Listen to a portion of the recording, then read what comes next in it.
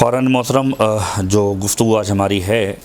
اس کا موضوع یقیناً آپ کے علم میں ہوگا کہ ماہ مبارک رمضان کے فضائل اور خود ماہ مبارک رمضان کے اعتبار سے جو پیغمبر کا خطبہ ہے اور ماہ مبارک رمضان کے فضائل کے اعتبار سے اس میں کیا کرنا ہے، اس کو کس طریقے سے گزارنا ہے، روزہ، ان ساری باتوں کو آج ہم ڈسکس کریں گے آج کی ہماری نشست کے اندر۔ اور ابتدا جو میں نے کی ہے مشہور و معروف آیت ہے، اور ہر ماہ مبارک رمضان کے اندر جہاں پر بھی آپ جاتے ہیں قرآن کریم کی اس آیت کو آپ ضرور بضرور سنتے ہیں۔ سورہ مبارک بقرہ قرآن مجید کا دوسرا سورہ ہے اور اس کی آیت نمبر 183 سے لے کر تقریباً 187 تک مختلف طریقوں سے پروردگار عالم نے اس موضوع کو ڈسکس کیا ہے کہ جو ماہ مبارک رمضان اور روزے کا موضوع ہے۔ آیت نمبر 183 کے اندر پروردگار عالم ارشاد فرماتا ہے، جس کی میں نے تلاوت بھی کی سرنامہ کلام کے اندر، کہ یا ایھا الذین آمنوا کتب علیکم الصیام کما کتب علی الذین من قبلکم لعلکم تتقون، کہ اے وہ لوگ کہ جو ایمان لے کر آئے، تم پر روزے لکھ دیے گئے، یعنی تم پر روزے واجب کر دیے گئے، کما کتب علی الذین من قبلکم، اور ایسا نہیں ہے کہ یہ صرف تم پر کیے گئے، پہلے والوں پر نہیں تھے، جس طریقے سے پہلے والے روزے رکھتے تھے اس طریقے سے تم بھی روزے رکھو۔ اور اس روزے کے ذریعے سے پروردگار عالم تمہاری ذات کے اندر کیا تبدیلی دیکھنا چاہتا ہے؟ خداوند متعال یہ تبدیلی دیکھنا چاہتا ہے کہ اس کے ذریعے سے تم متقی بن جاؤ، صاحبان تقوی شمار ہو، تقوی اختیار کرو، لعلکم تتقون، کہ شاید اس کے ذریعے سے تم متقی بن جاؤ۔ یعنی خود آیت کا اسلوب یہ بتاتا ہے کہ کچھ ہوں گے کہ جو ماہ مبارک رمضان کے مقصد کو پائیں گے، اور کچھ ہوں گے کہ جو ماہ مبارک رمضان کے مقصد کو نہیں پا پائیں گے، اور اسی انداز سے مخاطب کر کے پروردگار عالم نے ایڈریس کیا ہے قرآن کریم کے اندر۔ اب اس آیت کو ہی اگر ہم صرف حل کرنے کی کوشش کریں اور سمجھنے کی کوشش کریں تو آپ غور کیجئے کہ پروردگار عالم سب سے پہلے جو انداز تخاطب ہے پروردگار عالم کا، وہ اس طرح کا ہے کہ یا ایھا الذین آمنوا، اے ایمان والو۔ یہاں پر یا ایھا الناس نہیں کہا گیا، یہاں پر عمومی مخاطب نہیں کیا گیا کہ ہر کوئی مخاطب ہو اس آیت کا، نہیں، بلکہ پروردگار عالم نے یہاں پر اس انداز سے بات کی ہے کہ تم وہ ہو کہ جو صاحبان ایمان ہو، مومن ہو، یعنی ایک اسٹیٹس دے کر پروردگار عالم بات کر رہا ہے۔ اور پھر بات کرنے کا ٹون کیا ہے؟ کتب علیکم الصیام، تم پر روزوں کو لکھ دیا گیا۔ ایسا نہیں کہ تم پر یہ پہلی مرتبہ یہ مشقت، محنت جو ہے وہ لا دی گئی ہے، کہیں انسان کے ذہن کے اندر یہ تصور نہ آئے۔ اب یہاں پر عربی لطافت کے اعتبار سے پہلی بات، یا ایھا الذین آمنوا، اے ایمان والو۔ آپ لوگ ماشاءاللہ خواہران ہیں، بہت ساری صاحبان اولاد ہوں گی۔ آپ لوگ جانتے ہیں کہ جب کسی بچے سے آپ کو کوئی کام کروانا ہوتا ہے تو آپ فوراً اس سے نہیں کہتے کہ فلاں کام کرو۔ چھوٹا سا بچہ، اس کو آپ پہلے بہلائیں گے، اس کو کوئی نہ کوئی لالچ دیں گے، اس کو کوئی نہ کوئی انسینٹیو دیں گے، تب وہ جا کر آپ کی بات فوراً سنتا ہے۔ پروردگار عالم یہاں پر انسانوں سے روزے جیسی عبادت کو کروانا چاہ رہا ہے، اگرچہ کہ وہ غنی عن العالمین ہے، تمام عالمین سے غنی ہیں، اسے ہماری عبادت کی ضرورت نہیں ہے، ہماری نمازوں کی ضرورت نہیں ہے، ہمارے روزے کی ضرورت نہیں ہے، لیکن پروردگار عالم نے انسان کے ساتھ اپنا رابطہ ایسا رکھا ہے کہ جیسے ایک ماں کا رابطہ ہوتا ہے۔ اور یہ مثال پیغمبر خدا نے اس وقت دی تھی کہ جب ختمی مرتبت سے کسی نے سوال کیا تھا کہ پروردگار کتنی محبت کرتا ہے انسان سے، تو اس وقت روایتوں کے جملے ہیں، ظاہر پورا واقعہ ہے کہ جس کے اندر پیغمبر موجود تھے، پیغمبر سے سوال کیا گیا۔ ایک جنگ کے بعد کچھ قیدی لائے گئے تھے، پیغمبر کے اصحاب موجود تھے، اور اصحاب پیغمبر کے اندر پیغمبر نے لوگوں سے کہا کہ ان قیدیوں کے اندر تمہیں کچھ نظر آ رہا ہے؟ انہوں نے دیکھا کہ ہم دیکھ رہے ہیں کہ ایک خاتون ہے کہ جو اپنے کسی عزیز کو، کسی بچے کو غالباً ڈھونڈ رہی ہے، پورے کاروان کے اندر، قیدیوں کے اندر گھومتی ہے اور ڈھونڈ رہی ہے، یہاں تک کہ انہوں نے دیکھا کہ اسے بچہ مل گیا، اس نے بچے کو کلیجے سے لگایا، پیار کیا۔ پیغمبر نے سوال کیا کہ یہ بتاؤ کہ آیا یہ عورت کہ جس کے ہاتھ میں اس کا بچہ ہے، اس کو کافی دیر کے بعد ملا ہے، اس سے بچھڑا ہوا تھا، جس کو یہ اتنا پیار کر رہی ہے، کیا یہ ممکن ہے کہ یہ عورت اپنے اس بچے کو آنکھ کے حوالے کر دے؟ تمام اصحاب نے کہا کہ یا رسول اللہ ایسا ممکن نہیں ہے۔ کس لیے اس لیے کہ ماں کی ممتا کا تقاضا یہ ہے کہ اسے آنکھ کے حوالے نہیں کر سکتی۔ پیغمبر نے کہا کہ جب ماں کی ممتا کا تقاضا یہ ہے کہ اس کو آنکھ کے حوالے نہیں کر سکتی تو یاد رکھو پروردگار عالم 70 ماؤں سے زیادہ محبت کرنے والا ہے۔ تو کیسے ممکن ہے کہ وہ اپنے ایک بندے کو آتش جہنم کے حوالے کر دے؟ اور یہی چیزیں آپ نے کل شب جمعہ کے اندر دعائے کمیل کے اندر اس انداز سے سنی ہوں گی کہ جو امیر کائنات کی دعا ہے کہ جس کے ابتدائی حصے کے بعد جو درمیانہ حصہ ہے اس کے اندر مولا اس انداز سے پکارتے ہیں کہ پروردگار میں کیوں کر تجھ سے امید نہ لگاؤں جبکہ تو نے مجھے پناہ دی ہے، تو نے مجھے پالا ہے، پروردگار تو نے مجھے قربت بخشی، پروردگار تو میری آواز کو کیسے سنے گا کہ جب میں تجھے پکار رہا ہوں گا؟ ایسا کیسے ممکن ہے کہ مجھے بالوں سے جکڑ کر عذاب دیا جا رہا ہوگا جبکہ میں تجھ سے امید لگا کر بیٹھا ہوں گا؟ یہ ساری کی ساری باتیں اگر آپ رب دیں تو یہ پروردگار عالم کی رحمانیت رحیمیت کا ایک تقاضا ہے کہ پروردگار عالم جہنم میں ڈالنے والا نہیں ہے۔ پھر پیغمبر نے کہا کہ پروردگار 70 ماؤں سے زیادہ محبت کرنے والا ہے، کیسے ممکن ہے کہ پروردگار اپنے بندے کو آتش جہنم کے حوالے کرے؟ لیکن اس کے بعد پیغمبر کی آنکھوں میں آنسو آئے اور کہا کہ اس کے باوجود کو جیسے بدبخت ہوں گے کہ جو آتش جہنم کے حوالے کر دیے جائیں گے۔ تو اب یہاں پر جو اہم ترین بات ہم آپ کی سماعتوں کی نظر کرنا چاہ رہے تھے وہ یہ تھا کہ پروردگار عالم نے جو انداز تخاطب اختیار کیا ہے وہ اس انداز سے اختیار کیا ہے کہ پہلے اس صنف کو کہ جس کو روزے کے اعتبار سے مخاطب کیا ہے اس انداز سے مخاطب کیا کہ تم ایمان والے ہو، تمہارا اسٹیٹس معمولی نہیں ہے، تم صاحبان ایمان ہو خدا کی بارگاہ میں۔ اور پھر فرمایا کتب علیکم الصیام، تم پر روزے لکھ دیے گئے۔ روزے کس نے لکھے ہیں؟ خدا نے لکھے ہیں، ہم سب کو معلوم ہے۔ یہاں پر جو کوتب کا صیغہ ہے یہ مجہول کا صیغہ ہے، ورنہ اگر معلوم کا صیغہ عربی لغت کے اعتبار سے ہوتا تو یہ ہونا چاہتا کتب اللہ علیکم الصیام، کہ خدا نے تم پر روزوں کو لکھ دیا۔ لیکن مجہول کا صیغہ ہے تو یہاں پر ترجمہ ہوگا کتب علیکم الصیام، تم پر روزے لکھ دیے گئے۔ کس نے لکھے؟ ہمیں معلوم ہے کہ خدا نے لکھے، لیکن یہاں پر خدا نے اس کے فاعل یعنی جو خود خدا ہے اس کا تذکرہ نہیں کیا۔ کہیں انسان کے ذہن میں مشقت کا سبب، کہیں انسان کے ذہن میں زحمت کا سبب اس انداز سے نہ ہے کہ میرے پروردگار نے مجھے زحمت میں ڈالا۔ کتب علیکم الصیام، تم پر روزے لکھے گئے۔ اور اس کے بعد جو اگلا جملہ ہے وہ اس کی زیادہ وضاحت کرتا ہے کہ دیکھو یہ عبادت ظاہری مشقت ہے، ظاہر سی بات ہے، صبح سے لے کر شام تک کے روزے، آج کل تقریباً 15 سے 16 گھنٹے یا 14 گھنٹے، بہت سارے لوگوں کو رمضان سے رمضان جو ہے وہ دسمبر، نومبر اور جنوری اور فروری میں پسند آتا ہے کیونکہ چھوٹے روزے ہوتے ہیں۔ لیکن آج کل کے روزے اور اس زمانے کے روزے بہت بڑے ہوا کرتے تھے۔ پہلے جو ہے وہ ابھی آگے کی آیتوں کے اندر ہم ڈسکس کریں گے کہ پہلے جو ہے وہ وقت بھی نہیں ملا کرتا تھا کہ انسان مغربین کے بعد سوتا تھا، جیسے ہی اٹھتا تھا اس کا روزہ اسٹارٹ ہو جایا کرتا تھا۔ پھر شریعت کے اندر اس انداز سے تبدیلی آئی جو قرآن نے بھی تذکرہ کیا کہ اس میں تمہیں ایک وقت دیا گیا ہے اور اب تم فجر سے لے کے مغرب تک تمہیں روزہ رکھنا ہے، یعنی امساک کرنا ہے، کھانے پینے سے بچنا ہے اور ہر وہ چیز کہ جو روزہ توڑنے کا باعث ہے اس سے تمہیں پرہیز کرنا ہے۔ تو جب یہ کہا کہ کتب علیکم الصیام، تم پر روزوں کو لکھ دیا گیا، تو فوراً یہ کہا کہ دیکھو ایسا نہیں ہے کہ تمہیں زحمت دی گئی، تم سے پہلے والی قوموں نے بھی روزے رکھے ہیں۔ کتب علی الذین من قبلکم، جیسے پہلے والوں پر لکھے گئے تھے، لعلکم تتقون، اور اس کے ذریعے سے خدا تم میں کیا دیکھنا چاہتا ہے؟ اس کے ذریعے سے خدا یہ دیکھنا چاہتا ہے کہ تم صاحبان تقوی بنتے ہو یا نہیں بنتے، کہ شاید اس کے ذریعے سے تم تقوی اختیار کرو۔ اور یہ جو تقوی ہے یہ وہ چیز ہے کہ جو ایک بیسک نقطہ ہے اس ماہ مبارک کے اندر تمام مؤمنین کے لیے، کہ اگر اپنے آپ کو کوئی جج کرنا چاہتا ہے کہ اس ماہ مبارک کے اندر آیا کامیاب رہا یا ناکام رہا، تو پھر ماہ مبارک رمضان کے بعد اپنے کردار کے اندر یہ تبدیلی دیکھے کہ آیا میں پہلے سے بہتر ہوا یا پہلے سے میری عادات، اطوار، میرے افکار، میرے اعمال برے ہو گئے۔ اگر کانسٹنٹ پہلے جیسا رہا یا پہلے سے برے ہو گئے، اس کا مطلب یہ ہے کہ میری ذات میں اس رمضان سے کوئی تبدیلی نہیں آئی۔ اور اگر بہتر ہو گیا، مثلا فرض کیجئے پہلے رمضان سے پہلے نماز شب نہیں پڑھتا تھا، اب نماز شب کا عادی ہو گیا۔ رمضان سے پہلے قرآن کریم کو زیادہ نہیں پڑھا کرتا تھا، اب زیادہ پڑھتا ہوں، یہ اچھی تبدیلی آ گئی۔ رمضان سے پہلے نمازوں کے اوقات کے اندر وقت کی پابندی نہیں کیا کرتا تھا، اب وقت کی پابندی کرنے لگا، تو یہ بہتری ہے۔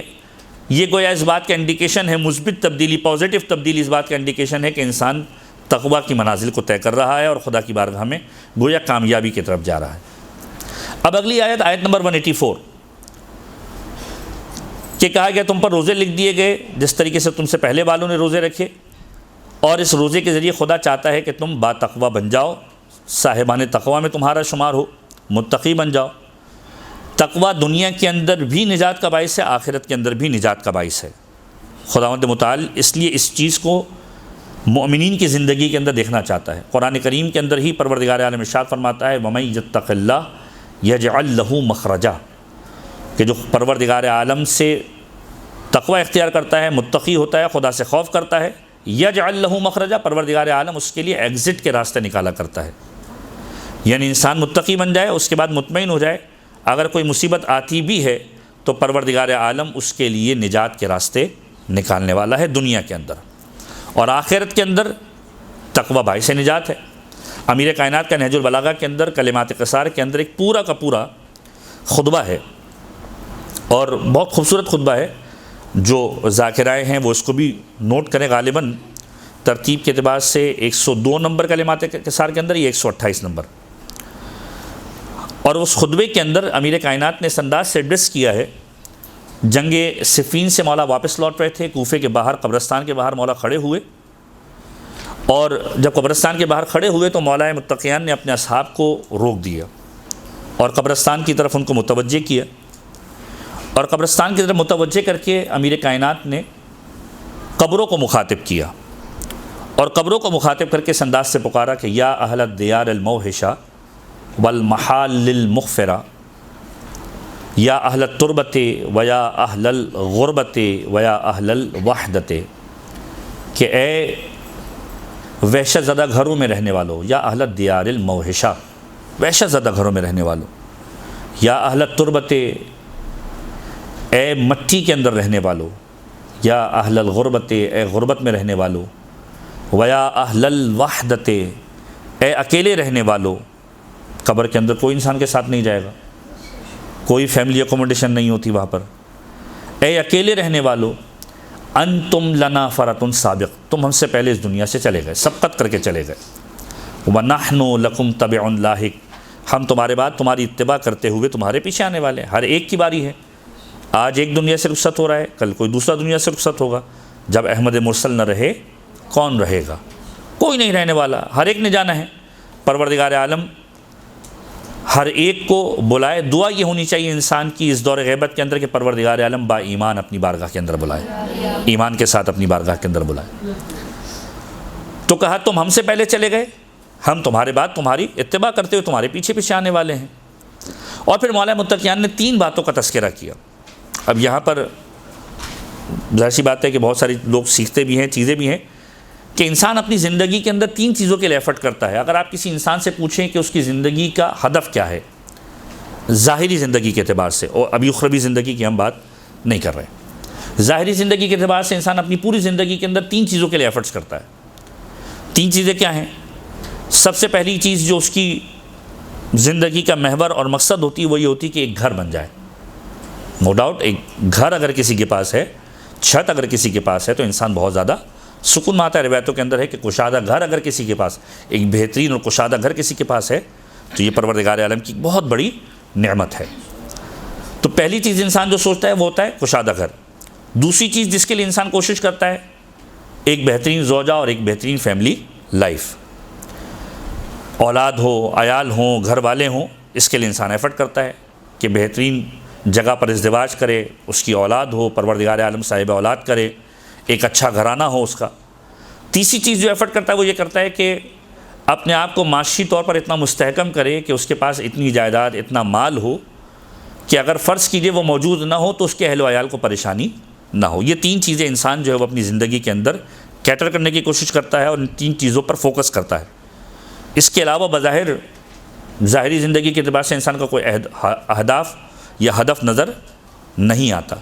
کہ ایک گھر ہو، ایک فیملی ہو اور اتنا مال ہو، اتنا پیسہ ہو کہ گھر والے سکون سے زندگی گزار سکے۔ یہ ظاہری اعتبار سے ہم بات کر رہے ہیں۔ مولانا نے ان تینوں چیزوں کو ایڈریس کیا اس خطبے کے اندر۔ فرمایا اما الدور فقط سکنت، جو گھر تمہارے تھے اب ان کے اندر کوئی اور رہ رہا ہے۔ یعنی انسان نے جس گھر کو پوری زندگی کی محنت کے بعد بنایا اب اس کے اندر کوئی اور مکین ہے۔ وَأَمَّا الْأَزْوَاجُ فَقَطْ نُكِحَتْ، اور وہ جو تمہاری ازواج تھی اب وہ کسی اور کی منکوحہ ہیں، تمہارے بعد انہوں نے کسی اور سے نکاح کر لیا۔ وَأَمَّا الْأَمْوَالُ فَقَطْ قُسِّمَتْ، اور جو مال تم نے جمع کیا تھا وہ تمہارے بعد ترکے کے نام پر، وراثت کے نام پر اور جھگڑے کے نام پر، تقسیم کے نام پر تقسیم ہو گیا۔ یہ تینوں چیزیں تقسیم ہو گئی، یعنی انسان نے جن تین چیزوں کے لیے اپنی زندگی کو گزارا وہ تینوں کی تینوں چیزیں اس کے جانے کے بعد، اس دنیا سے رخصت ہونے کے بعد کسی اور کی ہو گئی۔ نہ گھر بچا، نہ مال بچا، نہ اولاد نے باقی چیزوں کو چھوڑا۔ یہ ساری چیزیں اب تمہاری نہیں رہی۔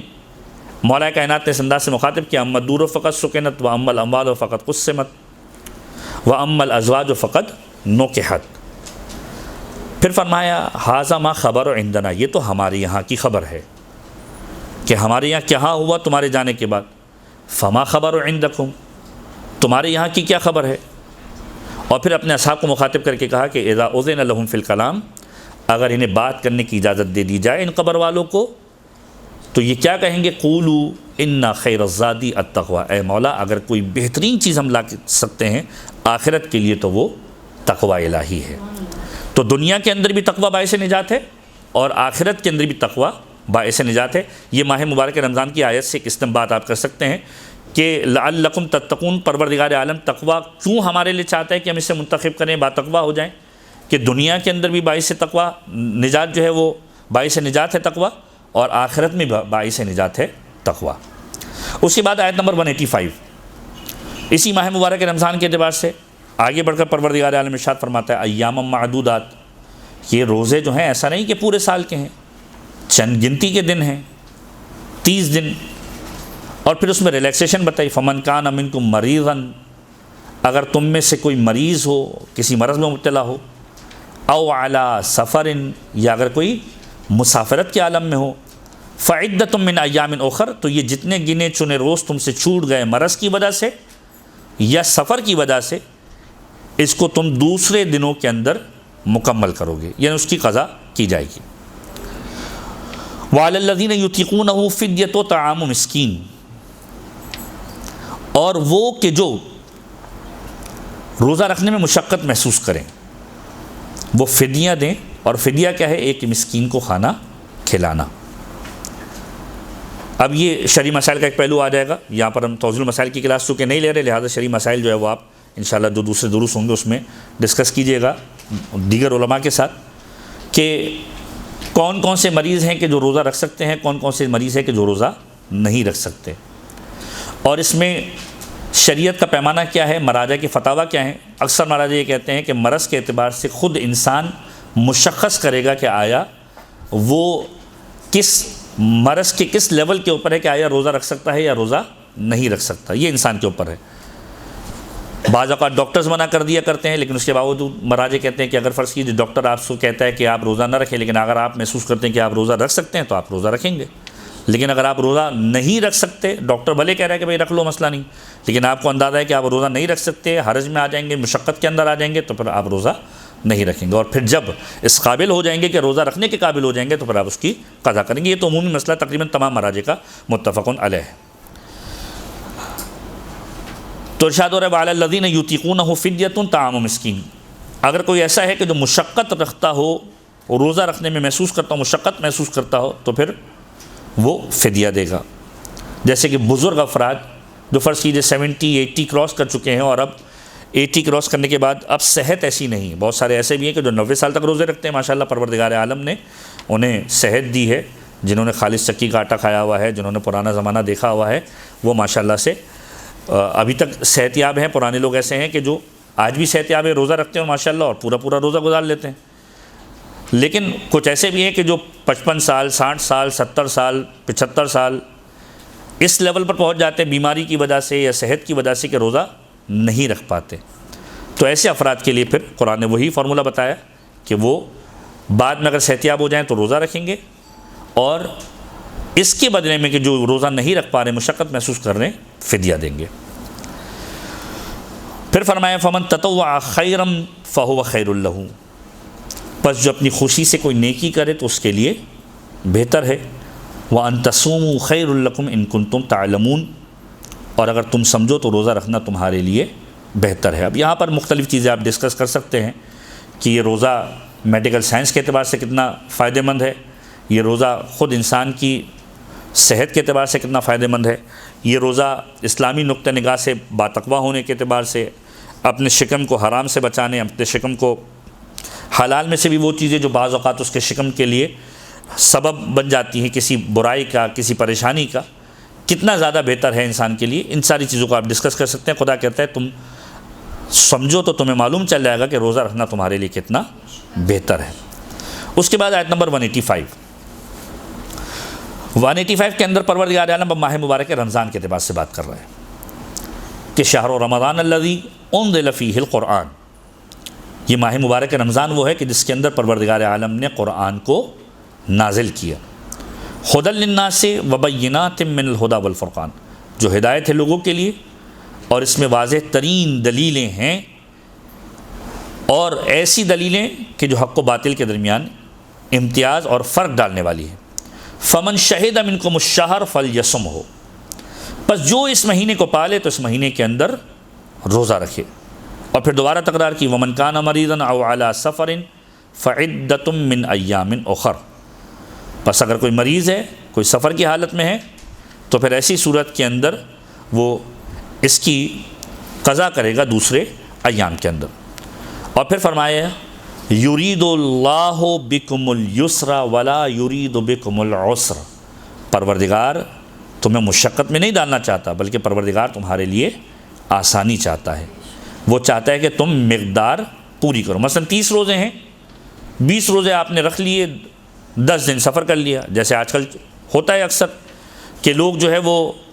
ماہ مبارک رمضان کے آخری ایام کے اندر کربلا معلیٰ چلے جاتے ہیں۔ اب شرعی مسئلہ کیا ہے وہ انسان اپنے اپنے مرجع کے اعتبار سے دیکھ لیں کہ بعض مراجع کہتے ہیں کہ ماہ مبارک رمضان کو نہ چھوڑا جائے، اور بعض کہتے ہیں کہ بھی اگر نصف رمضان گزر چکا ہے تو اس کے بعد آپ سفر کر سکتے ہیں، لیکن سفر معصیت کا نہ ہو۔ سفر زیارت کے لیے تو بہرحال علماء اجازت دیتے ہیں۔ تو سفر زیارت کے لیے فرض کیجئے انسان 20 روزہ رکھنے کے بعد چلا گیا، شب قدر خاص تاکید ہے کربلا معلیٰ کے اندر کرے۔ شب قدر کے اعتبار سے روایتیں ملتی ہیں کہ جو شخص امام حسین کے حرم کے اندر موجود ہوتا ہے پروردگار عالم اس کے گناہوں کی مغفرت کر دیا کرتا ہے، اور یہ سعادت ہے کہ انسان شب قدر امام حسین کے حرم کے اندر کرے۔ تو بہت سارے لوگ جاتے ہیں، یہ مثال کے طور پر ہم عرض کر رہے ہیں کہ 20 روزے رکھ لیے، اب 10 روزے سفر کے اندر چلے گئے، وہاں پر پہنچے 23ویں شب قدر بھی کر لی، اور اس کے بعد پھر فرض کیجئے 10 دن کا اسٹے کیا، عید کربلا میں کی، باقی زیارتیں کر کے آ گئے، اب 10 روزے چلے گئے۔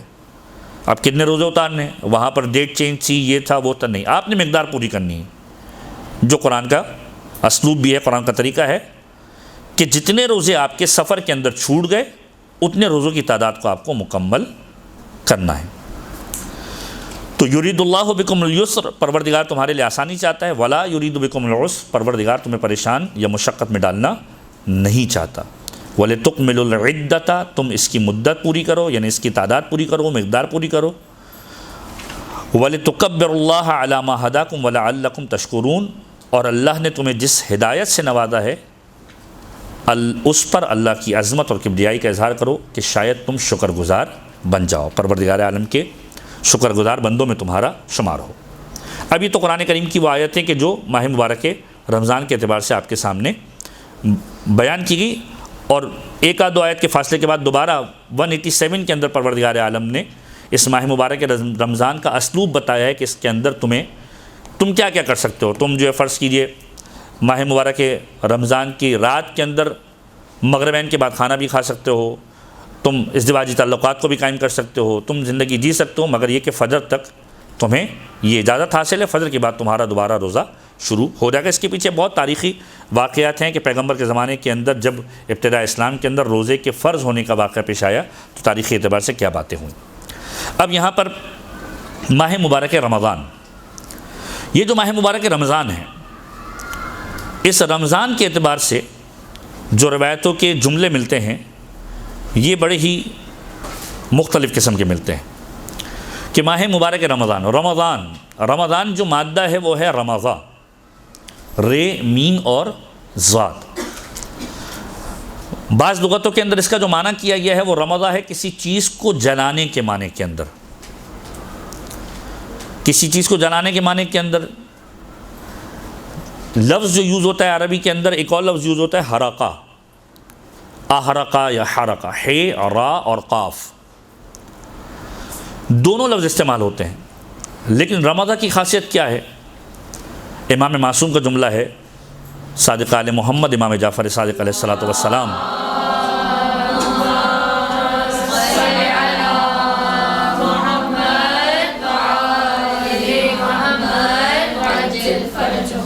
اس انداز سے ارشاد فرماتے ہیں کہ انما سمی رمضان و رمضانن، پروردگار عالم نے رمضان کا نام رمضان اس لیے رکھا لأن الرمضان یرمز الذنوب، کہ رمضان گناہوں کو جلا دیا کرتا ہے۔ وجہ کیا ہے؟ یہ نہیں کہا کہ احرق الذنوب، بعض لغتیں اور بعض علماء بیان فرماتے ہیں کہ حرقہ اور رمضہ کے مادے میں فرق کیا ہے کہ جو چیز جلائی جائے اگر اس کی کچھ باقیات باقی بچ جائیں تو اس کے لیے عرب کے اندر لوگ استعمال کرتے ہیں لفظ حرقہ، کوئی ایسی چیز کہ جس کے جلانے کے بعد اس کے اثرات اور ذرات باقی بھی نہ رہیں، ایسی چیز کے لیے لفظ یوز ہوتا ہے رمضہ۔ فرمایا کہ جب انسان روزہ رکھتا ہے، ماہ مبارک رمضان کے اندر داخل ہوتا ہے، لأن الرمضان یرمز الذنوب، یہ رمضان انسان کے وجود سے گناہوں کو ایسے ختم کر دیا کرتا ہے کہ اس کے وجود کے اندر گناہ کا کوئی اثر باقی نہیں رہتا۔ انما سمی رمضانا لأن الرمضان یرمز الذنوب۔ اور پھر خود یہ جو نام رمضان، اس کے حوالے سے کم و بیش 5 روایتیں معصومین کی موجود ہیں کہ جب رمضان کا تذکرہ آئے تو صرف رمضان نہ کہو بلکہ کہو شہر و رمضان، رمضان کا مہینہ۔ ہمارے یہاں ناموں کے مہینوں کے ناموں سے بھی رکھ دیے جاتے ہیں، بہت ساروں کے نام، لوگوں کے نام رجب ہوتے ہیں، بہت ساروں کے نام شعبان ہوتے ہیں، بہت ساروں کے نام رمضان بھی ہوتے ہیں، الگ الگ لوگوں کی الگ الگ انسپریشنز ہیں۔ تو معصوم کی روایت کے اندر جملہ ملتا ہے، مولا متقیان کا جملہ، اس انداز سے ارشاد فرماتے ہیں کہ لا تقولوا رمضان، رمضان نہ کہو، بلکن قولوا شہر رمضان، بلکہ کہو شہر رمضان، رمضان کا مہینہ۔ فإنکم لا تدرون ما رمضان، مولا کہتے ہیں تمہیں معلوم ہی نہیں کہ رمضان کیا ہے، تمہیں معلوم ہی نہیں ہے۔ چھٹے امام اس انداز سے ارشاد فرماتے ہیں کہ راوی کہتے ہیں کہ ہم مولا کی خدمت میں موجود تھے، بلکہ 5ویں امام کے روایت وسائل الشیعہ جلد نمبر 10، کہ ہم جو ہے 8 لوگ امام کی بارگاہ میں موجود تھے اور ہم نے کہا کہ رمضان، ہم نے ذکر کیا رمضان کا، تو مولا نے کہا کہ لا تقولوا ھذا رمضان، یہ نہ کہو کہ رمضان، ولا ذہب رمضان، یہ نہ کہو کہ رمضان چلا گیا یا رمضان آ گیا، لا ذہب رمضان ولا جاء رمضان، یہ نہ کہو کہ رمضان چلا گیا رمضان آ گیا، پھر کیا کہیں؟ کہا فإن الرمضان اسم من اسماء اللہ تعالی، یاد رکھو یہ رمضان خدا کے ناموں میں سے ایک نام ہے، لا یجی ولا یذہب، نہ یہ آتا ہے یا نہ جاتا ہے، اس انداز سے اس کو مخاطب نہ کرو بلکہ کہو شہر رمضان، کیونکہ یہ خدا کے ناموں میں سے نام ہے۔ اور پھر فرمایا وہو الشہر الذی انزل فیہ القرآن، یہ وہ مہینہ ہے کہ جس کے اندر خدا نے قرآن کو نازل کیا، اور اس مہینے کے اندر پروردگار عالم نے بشارت بھی دی ہے اور لوگوں کو ہدایت بھی دی ہے۔ اسی کی مثال سے ایک اور روایت 7ویں امام سے مروی ہے کہ وہ اپنے جج سے مخاطب کرتے ہوئے اس انداز سے ارشاد فرماتے ہیں، جو جملہ آپ نے بھی 5ویں امام کا سنا، کہ یہ نہ کہو رمضان، یہ نہ کہو کہ رمضان آ گیا رمضان چلا گیا، بلکہ اس مہینے کا احترام کرتے ہوئے سے کہو شہر اور رمضان۔ چھٹے امام سے، امام رضا سے تقریباً کم و بیش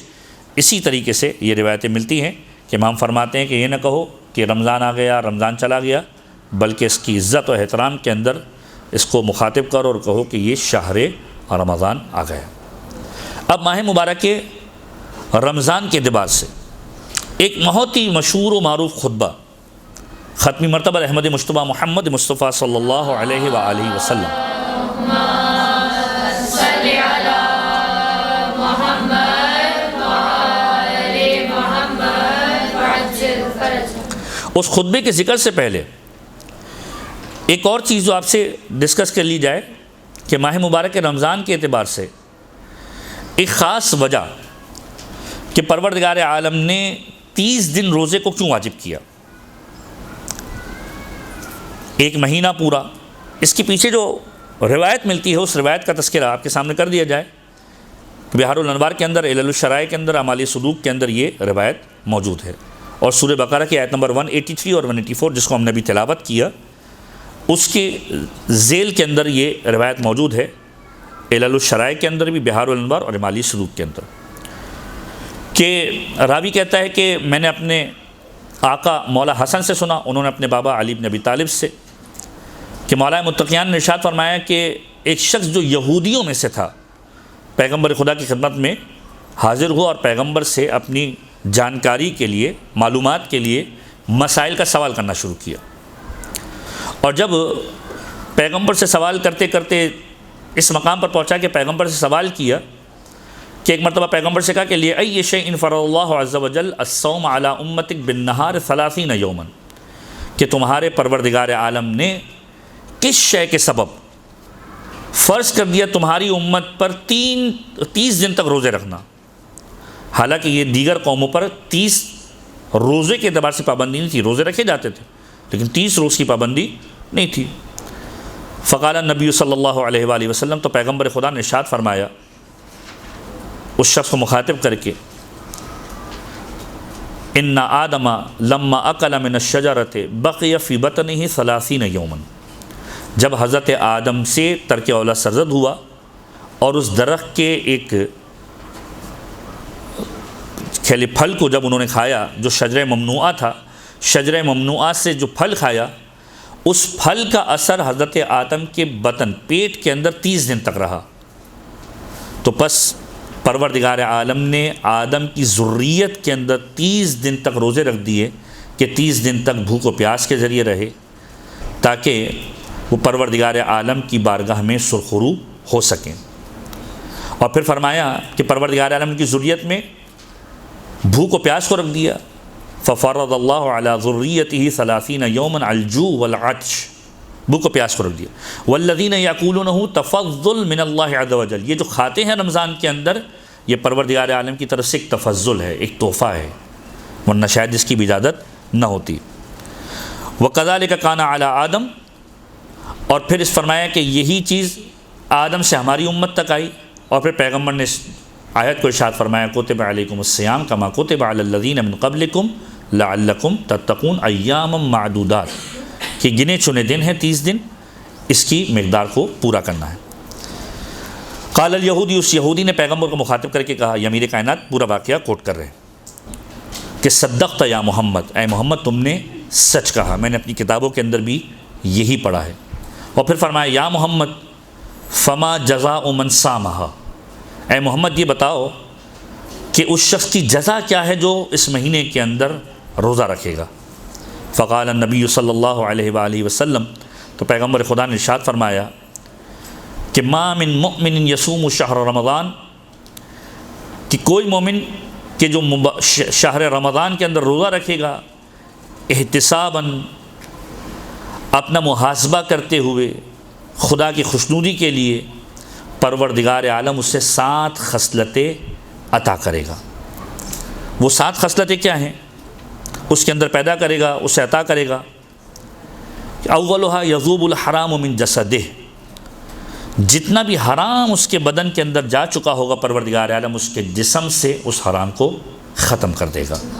یعنی روزے کا ایک سبب جہاں عبادت پروردگار بھی ہے، وہاں پر اس کا ایک الٹیمیٹ فائدہ جو ختمی مرتبت نے بتلایا وہ یہ ہے کہ پروردگار عالم اس کے بدن سے حرام جو اس کے بدن میں آ چکا ہے اس کے جسم سے اس کو جدا کر دیا۔ والثانیۃ، اور دوسری خصلت جو پروردگار عالم اسے عطا کرے گا، یقرب من رحمت اللہ، اسے رحمت خدا کے قریب کر دے گا۔ یعنی ماہ مبارک رمضان کے اندر انسان خود رحمت خدا کے قریب ہو جاتا ہے۔ والثالثۃ یکون قد کفر خطیئتہ ابی آدم، کہ یہ جو روزہ وہ رکھے گا ماہ مبارک رمضان کے اندر، یہ کفارہ قرار ہوگا اس کے بابا آدم کی خطا کا. یعنی روزہ آپ رکھ رہے ہیں اور پروردگار عالم اس کو اس انداز سے اپنی بارگاہ کے اندر لے رہا ہے کہ گویا اس خطا کا کفارہ ہے جو حضرت آدم سے سرزد ہوئی. والرابعہ یہون اللہ علیہ سکرات الموت، کہ اس روزے کے سبب سے پروردگار عالم موت کے وقت کی سختی کو، سکرات کے وقت کی سختی کو، اذیت کو اس سے دور کر دے گا. یعنی اگر کوئی چاہتا ہے کہ موت کے وقت اس کے لیے آسانی پیدا ہو جائے تو ماہ مبارک رمضان کے اندر روزہ رکھے. پھر فرمایا کہ یہ ظاہری بھوک و پیاس جو انسان کی ہے، روزہ رکھ رہا ہے، 15 گھنٹے کا روزہ، 14 گھنٹے کا روزہ، گرمی ہے، گرمیوں کے روزے، یہ جو روزہ انسان رکھ رہا ہے، جو 5ویں خصوصیت پروردگار عالم دینے والا ہے وہ کیا ہے؟ امان من الجوع والعطش یوم القیامہ، کہ یہ جو بھوک و پیاس ابھی محسوس کر رہا ہے، روز قیامت پروردگار عالم اسے بھوک و پیاس سے امان دے دے گا. یعنی آج 15 گھنٹے کی بھوک و پیاس سے اس کو پروردگار عالم کی بارگاہ میں وہ بھوک و پیاس سے بچ رہا ہے. روز قیامت ایک دن جو طولانی ہوگا، روایتیں کہتی ہے 50,000 سال کا ایک دن ہوگا. نہ جانے انسان کی کیا کیفیت ہوگی، کس کونے کے اندر پڑا ہوا ہوگا. پروردگار عالم اس دن بھوک و پیاس سے اسے نجات دے گا کہ اگر کوئی ماہ مبارک رمضان کے اندر روزہ رکھتا ہو. پھر فرمایا والسادسہ، جو چھٹی خصلت پروردگار عالم دے گا، یعطیہ اللہ براءۃ من النار، پروردگار عالم اس سے عطا کرے گا آتش جہنم سے آزادی، آتش جہنم سے آزادی عطا کرے گا. پھر فرمایا والسابعہ، اور جو 7ویں خصلت پروردگار عالم اسے عنایت کرے گا وہ یہ کہ پروردگار عالم یطعمہ اللہ من طیبات الجنہ یا من طیبات الجنہ، جنت کی پاکیزہ ترین غذائیں اسے عطا کرے گا. یعنی دنیا کے اندر وہ بھوک و پیاس کر کے بہترین چیزوں کو چھوڑ رہا ہے، روزے کی حالت کے اندر فرض کیجئے بہترین بریانی، بہترین ٹکے، جو بھی مطلب آپ الا ماشاء اللہ چیزوں کو آپ تصور کرتے جائیں، ان ساری چیزوں سے وہ بچ رہا ہے. پروردگار عالم جنت میں اسے پاکیزہ ترین غذا عنایت کرنے والا ہے. پھر دوسری روایت کہ جو علت ماہ مبارک رمضان کے روزے کے اعتبار سے کہ روزہ کیوں واجب کیا گیا، کہ معصوم فرماتے ہیں، اور یہ روایت ہے امام عسکری سے،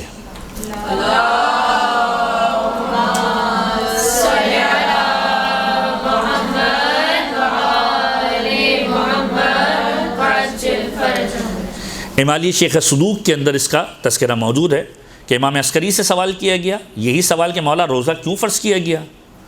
تو معصوم نے فرمایا کہ اس کا جواب روایتوں کے اندر اس انداز سے میرے آباء و اجداد سے وارد ہوا ہے کہ لیجد الغنی مس الجوع، کہ جب کوئی امیر بھوک و پیاس کو محسوس کرے، فیمن علی الفقیر، تو پھر وہ ان لوگوں پر کہ جو معاشرے کے اندر فقر کے اندر مبتلا ہیں ان پر احسان کریں، ان کی بھوک و پیاس کو محسوس کریں. اور دوسری روایت کے اندر انداز سے ملتا ہے کہ لیستوی بہ الفقیر والغنی، اس روزے کے ذریعے سے پروردگار عالم نے فقر والوں کو، یعنی جو افراد اس معاشرے کے اندر فقیری کے اندر غربت کے اندر مبتلا ہیں، اور جو غنی ہیں جنہوں پروردگار عالم نے صاحب ثروت بنایا ہے، پروردگار عالم نے روزے کے ذریعے سے دونوں کو برابر کر دیا کہ روزے کے اندر دونوں برابر ہیں، یہ بھی نہیں کھا رہا وہ بھی نہیں کھا رہا. اور جب غنی اس بھوک و پیاس کو محسوس کرے گا تو اسے اندازہ ہوگا کہ جو صاحبان غربت ہیں، جن کے پاس مال و دولت موجود نہیں ہے، جو فقر کے اندر مبتلا ہیں، وہ کس انداز سے اپنی زندگی کو گزارتے ہیں، اور جب اس بات کو محسوس کرے گا تو پھر ان کی مدد کرنے کی کوشش کرے گا. تو یہ ماہ مبارک رمضان کے اعتبار سے اور ماہ مبارک رمضان کے اندر روزہ اور خود روزہ واجب ہونے کے اعتبار سے جو روایتوں کے جملے ملتے ہیں، اس کا ایک تذکرہ ہم نے آپ کے سماعتوں کی نظر کیا. ایک مرتبہ درود پڑھ دیجیے محمد و آل محمد پر.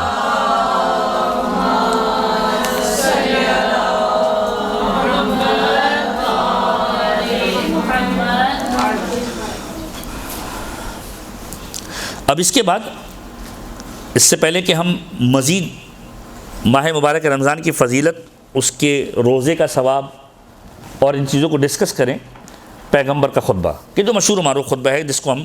خطبہ شعبانیہ کے اعتبار سے بھی یاد کرتے ہیں، اور ماہ مبارک رمضان کی ابتدا کے اعتبار سے پیغمبر کا جو خطبہ ہے اس کا تذکرہ، کہ پیغمبر ماہ مبارک رمضان کا استقبال کے اعتبار سے خطبہ دیا. شعبان کا آخری جمعہ تھا اور اس انداز سے پیغمبر نے مخاطب کیا لوگوں کو کہ ماہ مبارک رمضان کے لیے تیاری کرو۔ آپ اگر روایتوں کو دیکھیں، کتاب مفاتیح الجنان کو ٹٹول کے دیکھیں تو ایک خاص ترتیب ہے جو ان مہینوں کے اعتبار سے ائمہ نے بیان کی ہے۔ جیسا کہ امیر کائنات کی روایت کا جملہ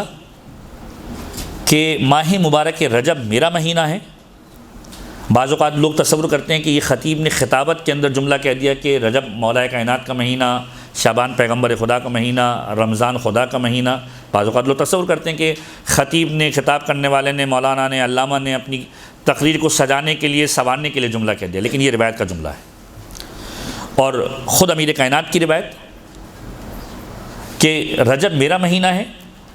شعبان پیغمبر خدا کا مہینہ ہے،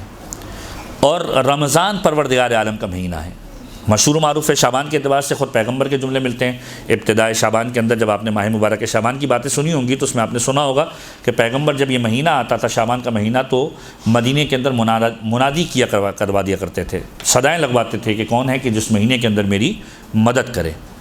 مولا متقیان سے روایت ہے، چھٹے امام نے اس کو کوٹ کیا کہ وہ فرماتے تھے، میں نے اپنے جد سے سنا ہے کہ جب امیر کائنات نے کہا کہ میں نے پیغمبر کو دیکھا کہ شعبان کا مہینہ اسٹارٹ ہوتا تھا، پیغمبر مدینے کے اندر آواز لگوا دیا کرتے تھے کہ کون ہے اس مہینے کے اندر میری مدد کرے، اور جب لوگ کہتے تھے یا رسول اللہ آپ کی مدد کریں، پیغمبر کہتے تھے کون ہے اس مہینے کے اندر روزہ رکھ کر میری مدد کرے، یہ میرا مہینہ ہے،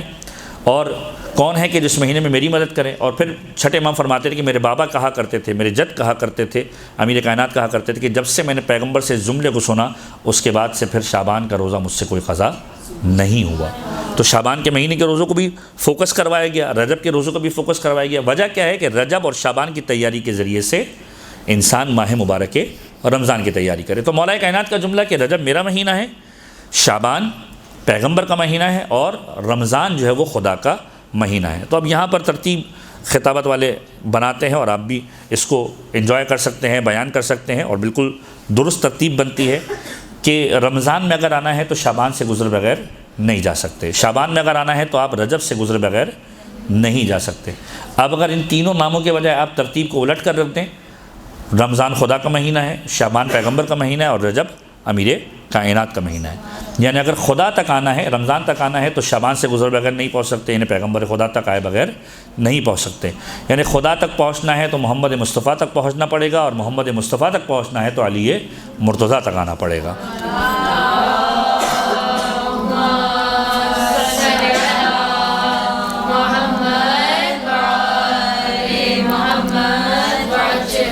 تو اس روایت سے بہت سارے دریچے ہمارے لیے اس انداز سے بھی کھلتے ہیں کہ جب ہم ائمہ کی زیارتوں کے اندر، ائمہ کے القابات کے اندر، روایتوں کے اندر جملہ پڑھتے ہیں کہ السلام علیک یا باب اللہ، اس انداز سے بھی زیارت کے اندر جملے ملتے ہیں۔ خطبہ غدیر کے اندر جملہ ہے مولا متقیان کے لیے کہ انت باب اللہ التی المعطى منہ، کہ آپ خدا کا وہ دروازہ ہیں کہ جس سے پروردگار عالم عطا کیا کرتا ہے۔ باب اللہ کیسے ہو گیا؟ اگر آپ اسی کو دیکھ لیں تو سمجھ میں آ جائے گا کہ پیغمبر خدا کا دروازہ ہے اور پیغمبر کا دروازہ علی ابن ابی طالب ہے، یعنی خدا تک پہنچنا ہے تو الٹیمیٹلی پہلے امیر کائنات کے پاس، امیر کائنات کے ذریعے سے پیغمبر خدا کے پاس، اور پیغمبر خدا کے ذریعے سے پھر پروردگار عالم کے پاس پہنچنا پڑے گا۔ تو ماہ مبارک شعبان پیغمبر کا مہینہ، پیغمبر نے اس مہینے کے اواخر کے اندر لوگوں کو جمع کیا اور ماہ مبارک رمضان کے بارے میں گفتگو کی۔ اس سے پہلے پیغمبر خود شعبان کے اندر یہ جملہ کہہ چکے تھے۔ جب ماہ مبارک شعبان آیا تو شعبان کی جب فضیلتوں کو پیغمبر نے بیان کیا تو اس وقت اس انداز سے ارشاد فرمایا کہ یہ وہ مہینہ ہے کہ جس کے اندر پروردگار عالم تمہارے رمضان کے رزق کو جمع کیا کرتا ہے۔ اگر کوئی روزہ رکھے تو پروردگار عالم ثواب دیتا ہے اور اس کے ذریعے سے تمہارے رمضان کے رزق کو جمع کیا کرتا ہے۔ اب یہ جو خطبہ ہے پیغمبر کا، اس خطبے کو اس انداز سے پیغمبر نے ارشاد فرمایا کہ ایھا الناس انہ قد اقبل الیکم شہر اللہ، تمہارے نزدیک آ رہا ہے، تمہارے قریب پہنچ چکا ہے خدا کا مہینہ، بالبرکت والرحمت والمغفرہ، یہ مہینہ برکتوں کے ساتھ آ رہا ہے، یہ مہینہ رحمتوں کے ساتھ آ رہا ہے، یہ مہینہ مغفرت کے ساتھ آ رہا ہے۔ اب یہاں پہ آپ ترتیب دیکھیے، پیغمبر کی رحمت، مغفرت، برکت۔ پہلا عشرہ معصوم کی روایت کا جملہ، خود پیغمبر کی روایت کہ 3 عشرے ہوتے ہیں، 30 دن اگر آپ ڈیوائڈ کریں، ہوا اولہ رحمہ و اوسطہ مغفرہ وآخرہ الاجابۃ والعتق من النار، کہ پہلے 10 دن رحمت کے ہیں، پروردگار عالم 10 دنوں کے اندر ابتدا کے اندر رحمتوں کو بانٹا کرتا ہے۔ وأوسطہ، اور درمیان کے اندر 10 دن پروردگار عالم مغفرت دیا کرتا ہے۔ وآخرہ، اور سب سے آخری جو عشرہ ہے اس میں کیا ہے، گویا ڈبل پروردگار عالم دیا کرتا ہے۔ یعنی آپ اس انداز سے اندازہ لگائیں، اس بات کرنے کے انداز سے، روایت کے اسلوب سے، عید کی تیاری ہوتی ہے تو انسان دیکھتا ہے کہ مختلف جگہ پر سیل لگ جاتی ہے۔ پروردگار عالم نے بھی یہاں پر اس انداز سے ہی تخاطب کیا کہ پہلے رحمت ہے، پھر مغفرت ہے، اب آخری آ گیا عشرہ تو اب خالی ہاتھ کوئی نہیں لوٹے گا، اب ڈبل ملے گا۔ اور ڈبل کس طرح ملے گا؟ الاجابہ، پہلے تمہاری دعاؤں کی اجابت ہوگی، والعتق من النار، اور تمہارے نفسوں کو، تمہارے وجود کو آتش جہنم سے نجات ملے گی۔ اسی لیے آپ جب دعاؤں کا اسلوب دیکھیں گے، چاہے رجب کی دعائیں ہوں،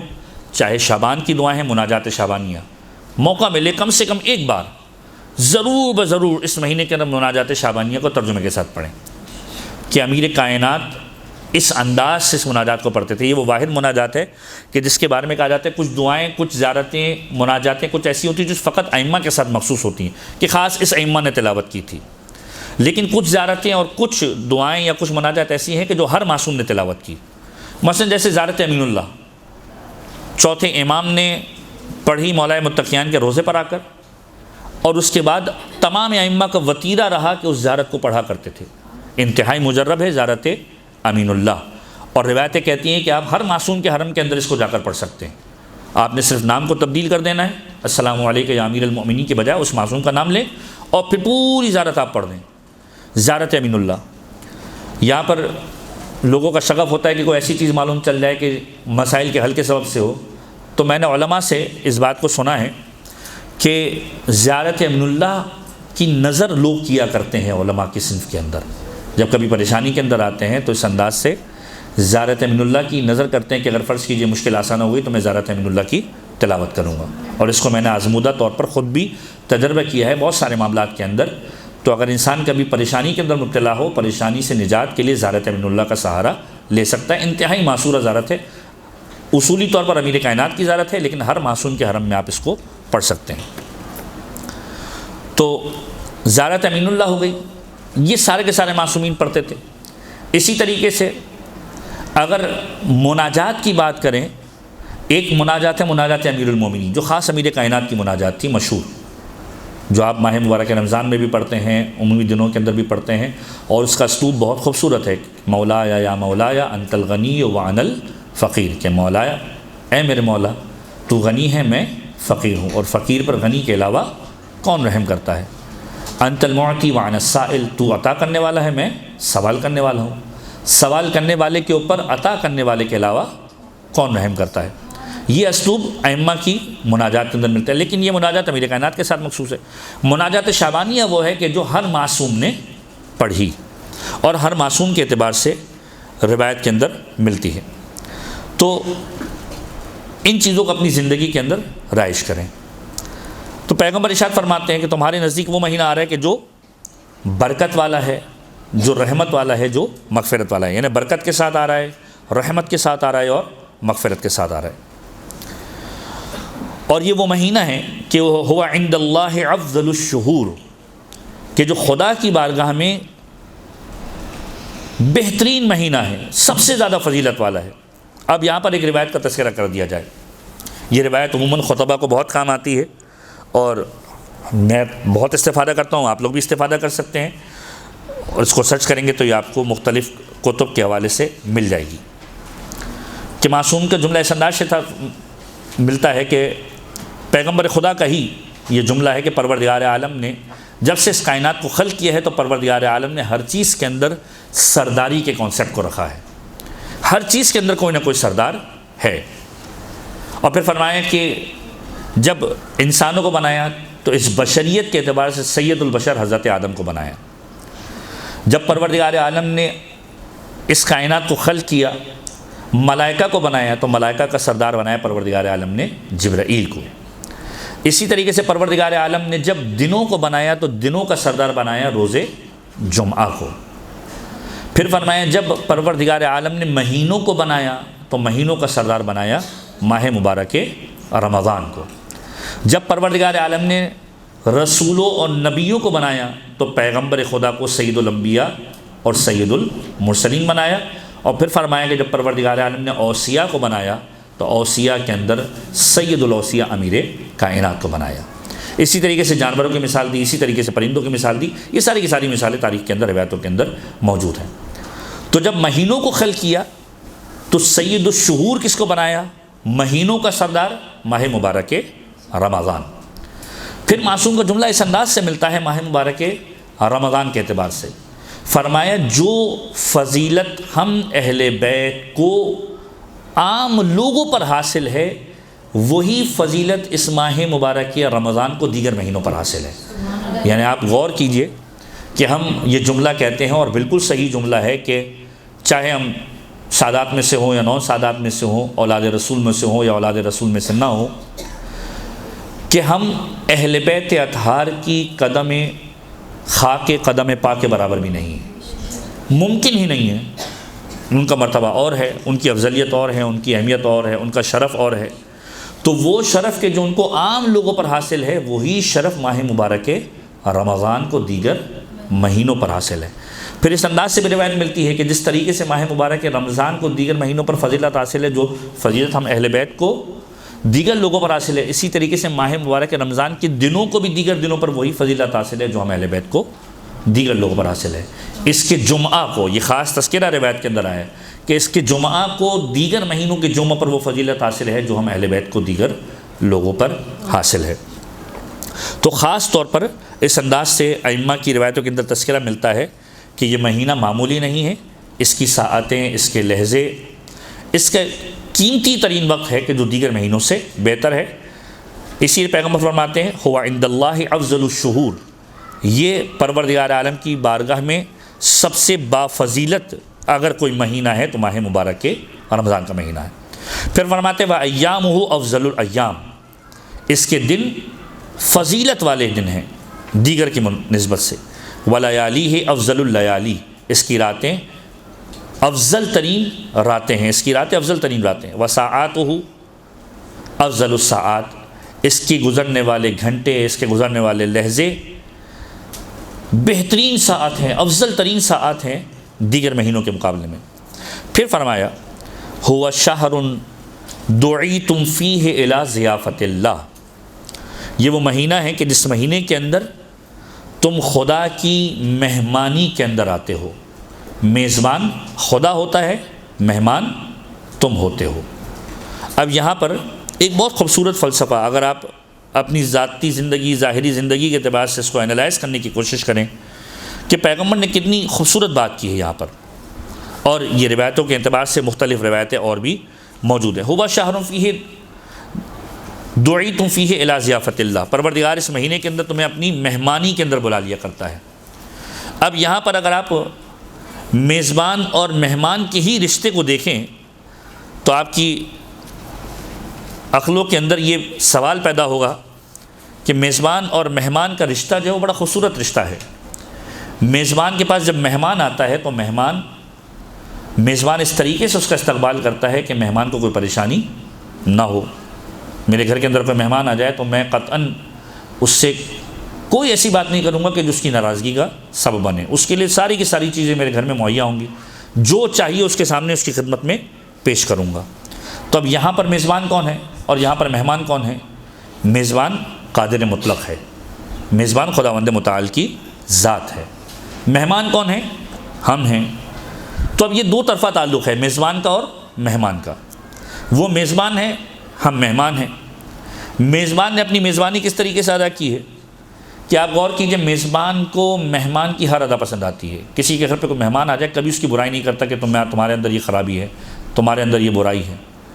بلکہ وہ ہر بات کے اندر کہتا نہیں آپ بالکل درست ہیں۔ یہ ایک جس کو کہتے ہیں کہ ریت ہے، رواج ہے اس دنیا کا، کہ جب آپ کے گھر پہ کوئی گیسٹ آتا ہے تو آپ گیسٹ کا خیال رکھتے ہیں، اور خدا کی بارگاہ میں گیسٹ آئے تو خدا پروردگار عالم کس طرح استقبال کرتا ہے، کس طریقے سے خیال رکھتا ہے کہ اس کے ہر عمل کو پسند کرتا ہے۔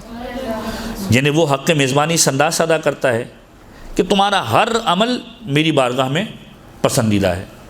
اب اگر آپ انالائز کریں کہ اس پورے 24 گھنٹے کے اندر انسان کرتا کیا ہے، اگر ابتدا کریں سحری کرتا ہے، فرض کیجئے اگر رات سے ہم ابتدا کریں، سحری کرتا ہے، نماز پڑھتا ہے، نماز پڑھنے کے بعد سو جاتا ہے۔ ویسے ہی ماہ مبارک رمضان میں سونا جو ہے وہ لوگوں کا محبوب ترین کام ہوتا ہے، اور پھر دلیلیں بھی دی جاتی ہیں، اور دلیلیں بالکل درست ہیں، روایت کے جملے ہیں کہ اس مہینے کے اندر تو سونا بھی ثواب ہے، بالکل سونا ثواب ہے، بالکل درست کہہ رہے ہیں۔ اس مہینے کے اندر آرام کرنا بھی ثواب ہے، بالکل صحیح ہے، سانس لینا بھی ثواب ہے۔ تو انسان سحری کرتا ہے، نماز پڑھتا ہے، قرآن کریم کی تلاوت کرتا ہے، فرض کیجئے سوتا ہے۔ ہمارے یہاں تو رمضان اس انداز سے گزارا جاتا ہے کہ صبح سو تو پھر شام کو اٹھو گے، بس افطاری کا وقت آ جائے، روزہ گزر جائے کسی طریقے سے، تو روزہ گزار لیتا ہے، افطاری کا وقت آتا ہے، افطار کرتا ہے، اور پھر اپنے کاروباری زندگی کے اندر یا مدارس کے اندر یا دروس کے اندر پھر شریک ہوتا ہے۔ یہ 24 گھنٹے جو انسان گزارتا ہے، خدا کس طریقے سے پسند کرتا ہے؟ میزبان ہے، کہ تمہارا ہر عمل مجھے پسند ہے۔ ہوا شہر دعیتم فیہ الی ضیافت اللہ، تم خدا کی ضیافت کے اندر ہو، مہمانی کے اندر ہو، میزبان ہے تمہارا خدا۔ اب کیا کیا خدا نے؟ میزبانی کا حق کیسے ادا کیا؟ وجعلتم فیہ من اہل کرامت اللہ، خدا نے تمہیں ان لوگوں میں قرار دے دیا کہ جن کی خدا عزت کیا کرتا ہے، جس کی خدا عزت کیا کرتا ہے، جسے خدا اکرام کرتا ہے، عزت کرتا ہے۔ انفاسکم فیہ تسبیح، تمہارا سانس لینا اس مہینے کے اندر عبادت ہے۔ ہزاروں کی تعداد کے اندر انسان سانس لیتا ہے، یعنی ایک ایسا عمل کہ جو بعض اوقات انسان کے اختیار کے اندر نہیں رہتا، ایک لمحے تک انسان سانس روک سکتا ہے، اس کے بعد وہ اس کے اختیار میں نہیں رہتی، فوراً سانس لے گا کہ میری زندگی کی ضرورت ہے کہ ایک ایک لمحہ اگر مجھے گزارنا ہے تو سانس لینی ہے۔ یہ نظام تنفس جو ہے ایسا عمل کہ جو انسان کے ظاہری اعتبار سے اختیار کے اندر بھی نہیں ہے، اس کے لیے بھی پروردگار عالم کس کا ثواب دے رہا ہے؟ تسبیح کا۔ انفاسکم فیہ تسبیح ونومکم فیہ عبادہ، یہ سب کا پسندیدہ ترین ہوتا ہے۔ ونومکم فیہ عبادہ، اور اس مہینے کے اندر تمہارا سونا بھی عبادت ہے۔ وعملکم فیہ مقبول، جو تم عمل اس میں انجام دو گے خدا کی بارگاہ میں قبول ہے، مقبول ہے۔ ودعاؤکم فیہ مستجاب، اور تمہاری دعا خدا کی بارگاہ میں مستجاب ہے۔ اب یہ پیغمبر نے خطبے کے اندر جملہ کہا، ساری چیزیں کو عرب کر دی، تمہیں صاحبان عزت کر دیا، تمہاری سانسوں پر تسبیح کا ثواب، تمہارے سونے پر عبادت کا ثواب، تمہارے عمل کو خدا کی بارگاہ میں مقبول کر دیا، تمہاری دعاؤں کو قبولیت والا کر دیا۔ اب اگر دیکھیے میزبان اور مہمان کے رشتے کو ہم تھوڑا اور آگے بڑھائیں، ابتدا میں نے کہ سحری سے کرتے ہیں۔ سحری کرنا بہترین عمل ہے، اس لیے نہیں کہ کھانا کھاتے ہیں۔ ماہ مبارک رمضان کے اندر تو ویسے بھی انسان 4 ٹائم کھانا کھاتا ہے، جب سحری کرتا ہے تو سوچتا ہے کہ دوپہر کا نہیں کھانا، زیادہ کھاتا ہے، افطاری کے وہ کہتا ہے دوپہر کا نہیں کھایا تو دوبارہ کھاتا ہے، تو الحمدللہ صحتیاب ہو جاتے ہیں لوگ بہرحال،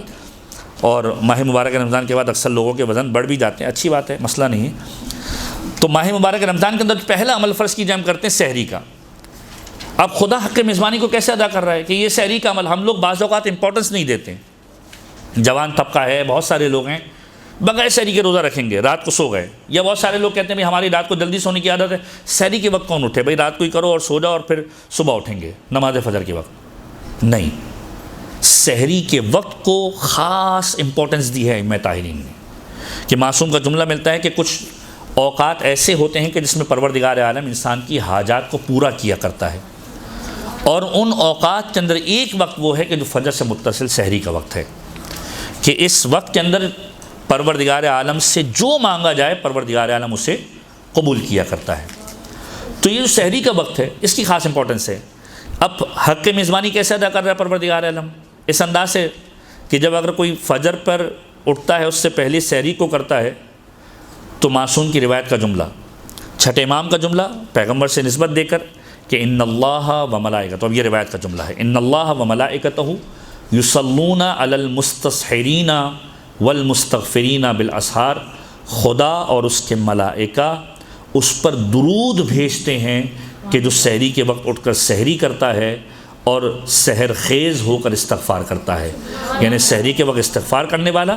اور سحری کرنے والا، سحر کرنے والا پروردگار عالم کی بارگاہ میں اتنا پسندیدہ ہے کہ پروردگار عالم اور اس کے ملائکہ اس پر درود بھیجتے ہیں۔ ان اللہ و ملائکتہ یصلون علی المستسحرین والمستغفرین بالاسحار،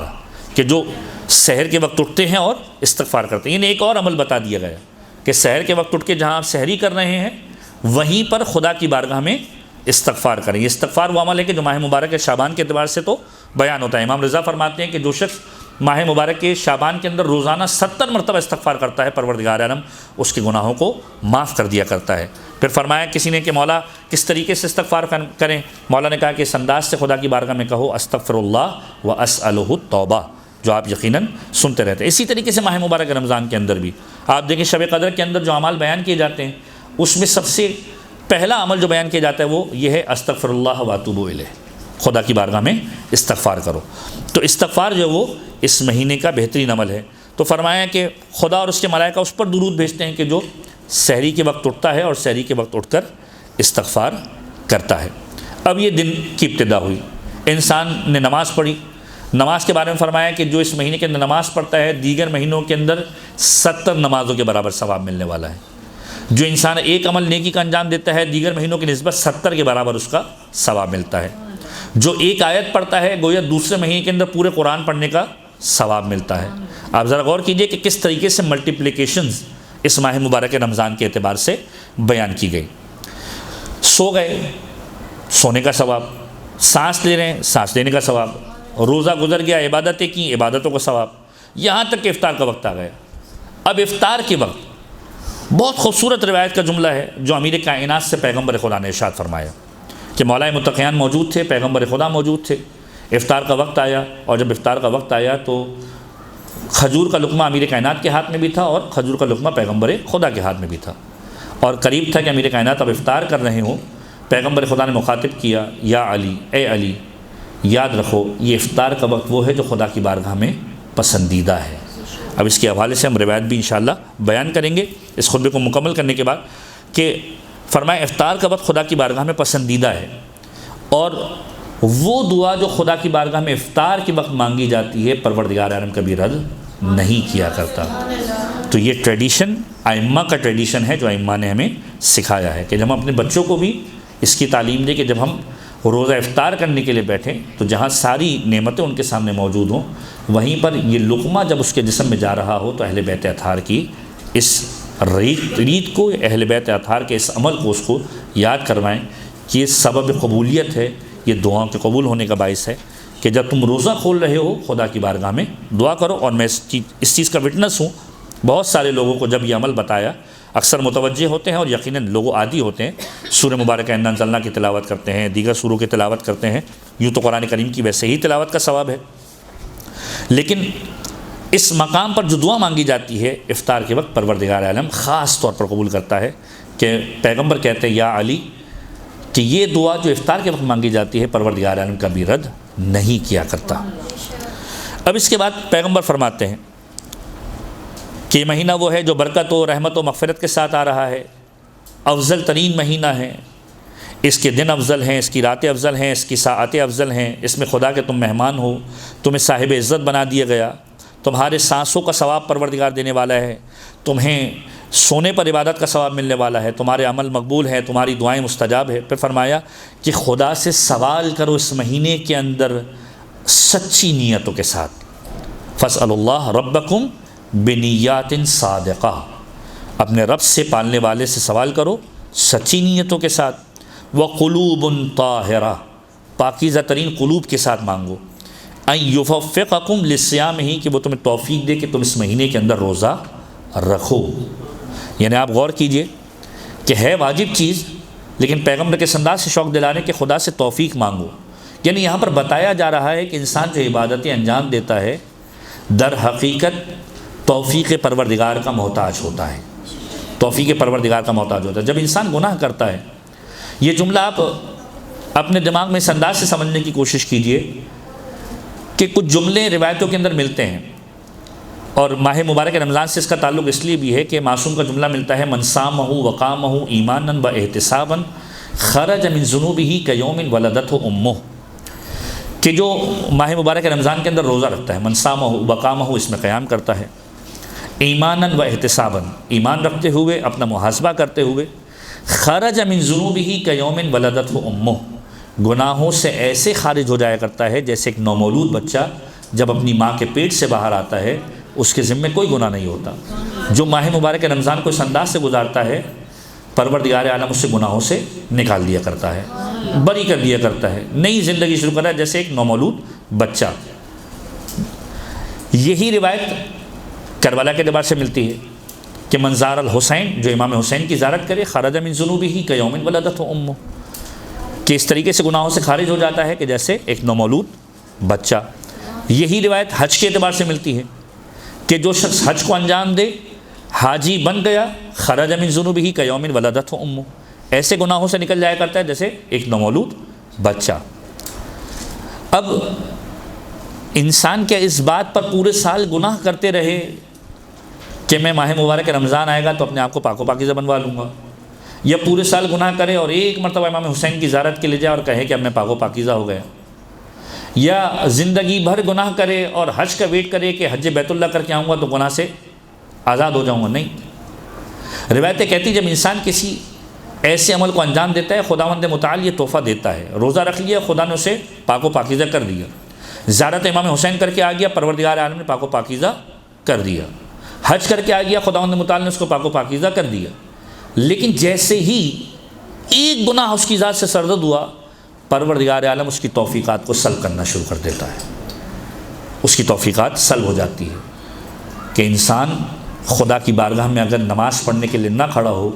تو یہ تصور کرے، یہ جملے سوشل میڈیا کے اوپر آپ پڑھتے ہیں، لیکن روایتوں کو اگر نچوڑ کر دیکھیں تو ان روایتوں کے اندر حاصل حصول یہ ملے گا کہ یہ سوچے خدا کی بارگاہ میں کہ آج مجھ سے ایسا کیا سرزد ہوا کہ خدا نے مجھے اپنی بارگاہ میں کھڑا رہنا بھی نصیب نہیں کیا۔ یہ توفیق پروردگار عالم سلب کر لیتا ہے۔ یہ ایک روایت جو امام حسین کی زیارت کے اعتبار سے ملتی ہے، زیادہ بہتر انداز سے آپ سمجھ سکیں اس جملے کو، کہ ایک جملہ ملتا ہے کہ من زار الحسین صلی اللہ علیہ وآلہ، کہ جو امام حسین کی زیارت کرتا ہے، پروردگار عالم اس کے ماقبل گناہوں کو بھی معاف کر دیا کرتا ہے، ماں بعد گناہوں کو بھی معاف کر دیا کرتا ہے، کہ پرانے گناہ بھی معاف ہو گئے، اگلے گناہ بھی معاف ہو گئے، جو ترجمہ ہوتا ہے۔ اس سے مراد کیا ہے؟ اس کا مراد یہ ہے کہ امام حسین کی زیارت کرنے کے بعد انسان کو لائسنس مل گیا گناہ کرنے کا؟ نعوذ باللہ من ذالک، ایسا نہیں ہے۔ علماء کہتے ہیں اس سے مراد یہ ہے کہ ماقبل گناہ تو معاف ہو گئے، اگلی زندگی کے لیے خدا توفیق دیتا ہے کہ گناہ انجام نہ دے۔ تو اسی طریقے سے ماہ مبارک رمضان، کہ تم خدا سے توفیق طلب کرو کہ اس مہینے کے روزے رکھ سکو، کہ پروردگار عالم تمہیں یہ توفیق دے۔ اب توفیق کا مطلب کیا ہے؟ ایسا نہیں کہ واجب کے لیے توفیق مانگی جا رہی، کہ خدا سے توفیق مانگو کہ پروردگار کسی مرض کے اندر مبتلا نہ کر دینا، پروردگار کسی بیماری کے اندر مبتلا نہ کر دینا، کہ ایسا نہ ہو کہ بیماری کے سبب سے میرے اس مہینے کے روزے چھوڑ دوں۔ خدا سے سچی نیتوں کے ساتھ، پاکیزہ ترین دل کے ساتھ سوال کرو کہ وہ تمہیں توفیق دے اس مہینے کے روزے کی، وَتِلَاوَتِ کتابہ، اور اس مہینے کے اندر اپنی کتاب کی تلاوت کی۔ ماہ مبارک رمضان قرآن کریم کے ساتھ ایک گہرا تعلق ہے اس کا۔ معصوم کا جملہ ہے لِكُلِّ شَيْءٍ رَبِيعٌ وَرَبِيعُ الْقُرْآنِ شَهْرُ رَمَضَانِ، ہر چیز کے لیے ایک بہار کا موسم ہوتا ہے جب اس کے اوپر سرسبز و شادابی آ جایا کرتی ہے، چہرے پر رونق آ جایا کرتی ہے۔ مثلا ایک ماں جب اپنے بچے کو دیکھتی ہے تو اس کے چہرے پر رونق آ جاتی ہے، اس کا چہرہ حشاش بشاش ہو جایا کرتا ہے۔ اسی طریقے سے قرآن جب ماہ مبارک رمضان کو دیکھتا ہے، قرآن پر رونق آ جاتی ہے کہ اب لوگ مجھے کھولیں گے، اور یہ المیہ ہے تاریخ کا، یہ تاریخ کا المیہ ہے۔ اب ذرا آپ سوچئے کہ دین ہیومن نیچر کے اور ہیومن سائیکو کے کتنے قریب ہے، کہ ہم پورے سال قرآن نہیں کھولتے، کھلتا کس وقت ہے؟ اس وقت ہے کہ جب کسی بچی کی فرض کیجئے شادی ہو رہی ہوتی ہے تو سر پہ رکھا جاتا ہے، یا اس وقت کھولا جاتا ہے کہ جب استخارہ کیا جاتا ہے، یا اس وقت کھولا جاتا ہے جب کسی گھر میں ڈیتھ ہو جائے تو قرآن کریم کی تلاوت۔ ورنہ عمومی طور پر جب انسان کبھی پریشانی کے اندر مبتلا ہوتا ہے تو مغربین کے بعد سورہ واقعہ پڑھنا شروع کر دیتا ہے، ورنہ اس کے علاوہ انسان قرآن کب کھولتا ہے؟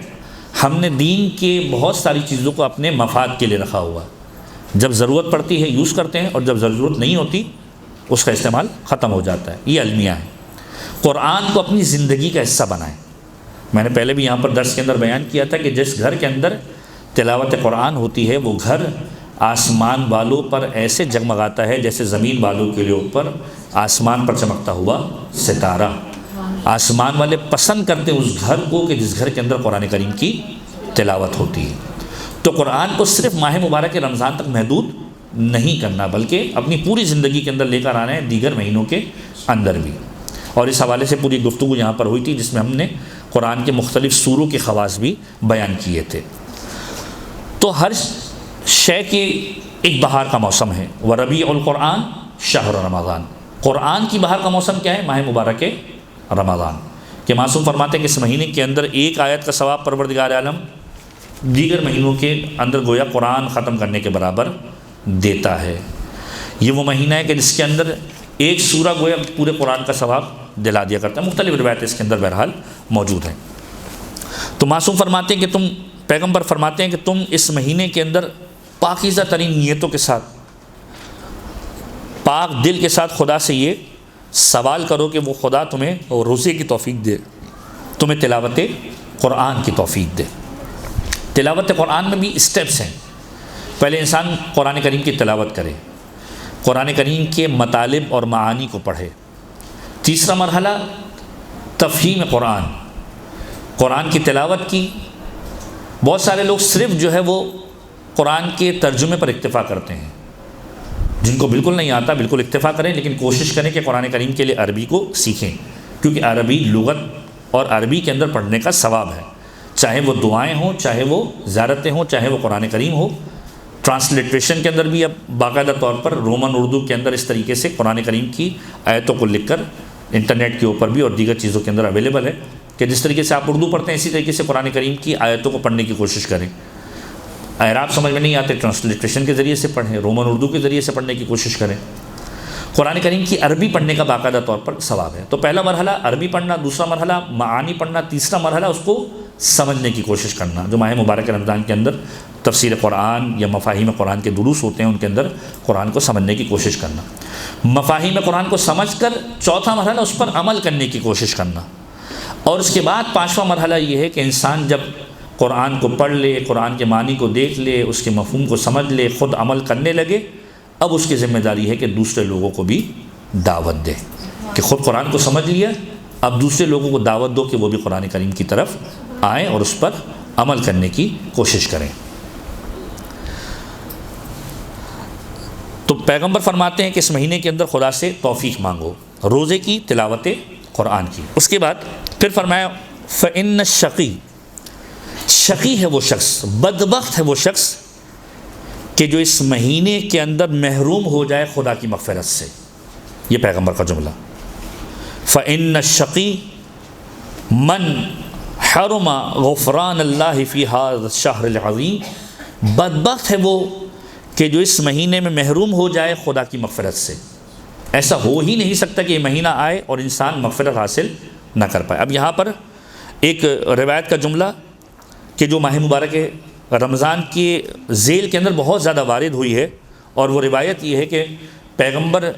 نے اس انداز سے ارشاد فرمایا، کعب بن عجرہ کی روایت ہے امال توسی کے اندر بھی اور مناقب کے اندر بھی اور دیگر کتب کے اندر، کہ پیغمبر مدینہ کی مسجد کے اندر موجود تھے، ممبر کے قریب موجود تھے، ممبر پر پہلا قدم رکھا اور پیغمبر نے کہا وائے ہو اس پر اور ہلاکت ہو اس پر، دوسری سیڑھی پر قدم رکھا ممبر کی اور پھر کہا وائے ہو اس پر اور ہلاکت ہو اس پر، تیسری سیڑھی پر قدم رکھا اور پھر کہا وائے ہو اور ہلاکت ہو اس پر۔ جب پیغمبر نے خطبہ شروع کیا، خطبہ ختم کیا، اور جب خطبہ ختم کیا تو اصحاب نے سوال کیا، یا رسول اللہ آج سے پہلے ہم نے کبھی آپ کو نہیں دیکھا کہ آپ نے ممبر پر قدم رکھا ہو اور یہ کہا ہو کہ وائے ہو ہلاکت ہو۔ مختلف ضمن کے اندر مختلف جملوں کے ساتھ روایت 3-4 جگہ پر تذکرہ ہوئی۔ تو پیغمبر نے کہا کہ جب میں نے پہلی سیڑھی پر قدم رکھا تو جبریل امین تشریف لائے اور یہ جملہ کہا کہ ہلاکت ہو ایسے شخص کے لیے کہ جو زندگی کے اندر ماں باپ کو پالے اور اپنے آپ کو نہ بخشوا سکے۔ یعنی کتنا امپورٹنٹ ہے کہ انسان کی زندگی کے اندر ماں باپ ہوں اور وہ ماں باپ کے ذریعے سے اپنی جنت کا سبب پیدا کرے۔ انسان بعض اوقات محسوس کرتا ہے کہ ماں باپ خدا نہ خواستہ زندگی کے اندر مشکلات کا سبب ہیں، معصوم فرماتے ہیں کہ یہ تمہارے لیے جنت کا سبب ہے۔ فرمایا بدبخت ہے وہ کہ جس کے ماں باپ زندہ ہوں اور وہ ان کے ذریعے سے جنت کا ضامن نہ بن سکے، ماں باپ کے ذریعے سے جنت کو نہ کما سکے۔ تو جب جبرائیل نے یہ کہا کہ ہلاکت تو ایسے شخص کے لیے کہ جو اپنے ماں باپ سے محروم ہو جائے اور زندگی میں ماں باپ کی خدمت کر کے جنت کو واجب نہ کرا سکے، تو ہلاکت ایسے شخص کے لیے۔ پھر فرمایا کہ جب میں نے دوسرا قدم ممبر پہ رکھا تو جبرائیل امین نے جملہ کہا کہ یا رسول اللہ بدبخت ہے وہ شخص کہ جو آپ کا نام سنے اور آپ پر درود نہ پڑھے۔ اللہم صلی علی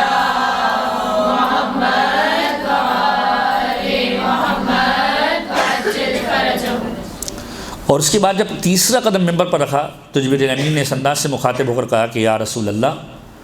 بدبخت ہے وہ شخص کہ جو ماہ مبارک رمضان کو پالے اور ماہ مبارک رمضان کے ذریعے سے اپنے آپ کو نہ بخشوا سکے۔ تو یہ وہ مہینہ ہے کہ جس مہینے کے اندر خاص طور پر تاکید ہے کہ اپنے آپ کو خدا کی بارگاہ میں معاف کرواؤ، یعنی گناہ کرنے کے بعد یہ دروازہ تمہارے لیے بند نہیں ہو گیا کہ اب تمہاری مغفرت نہیں ہو سکتی۔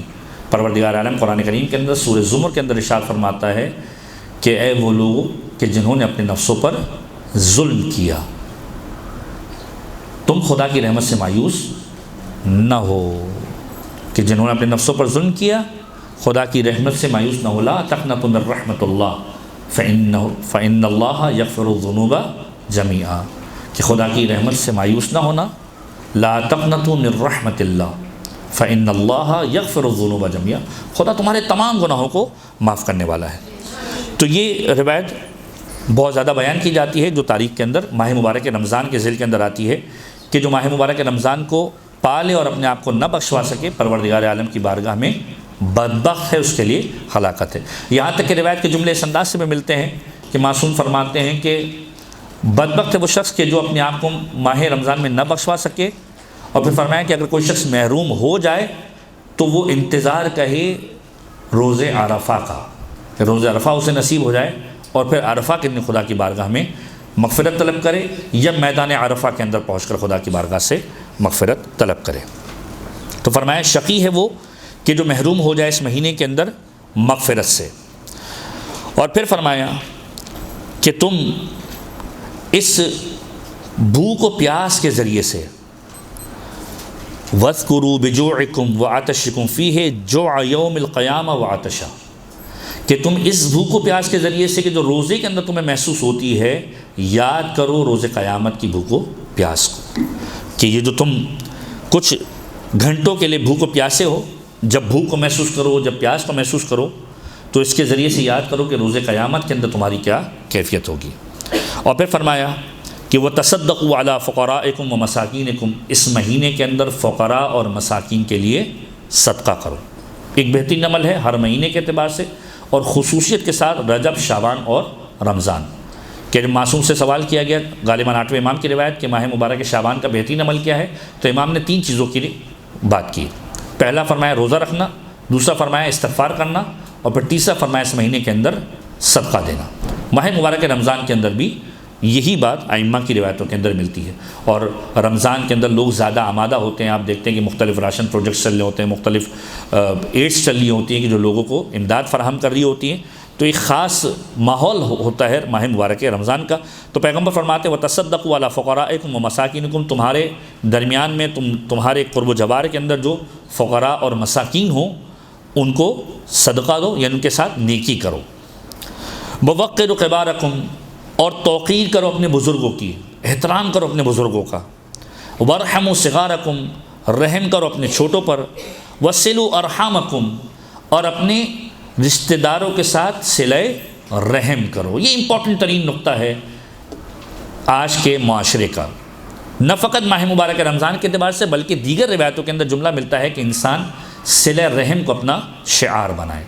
آج کے دور کے اندر سب سے زیادہ جو پرابلم ہے، آپ دیکھتے ہیں کوئی شخص 20 سال کے اندر، کوئی 25 سال کے اندر، کوئی 30 سال کے اندر طبعی موت، میں نہیں کہتا کوئی خدا شہید ہو گیا، وہ بات الگ ہے، کوئی ایسا ہوتا ہے کہ جو ہم دیکھتے ہیں کہ آپ کو ہر روز کوئی نہ کوئی ایک انفارمیشن اور اطلاع آتی ہے کہ فلاں شخص 40 سال کی عمر میں مر گیا، فلاں شخص 35 سال کی عمر میں مر گیا۔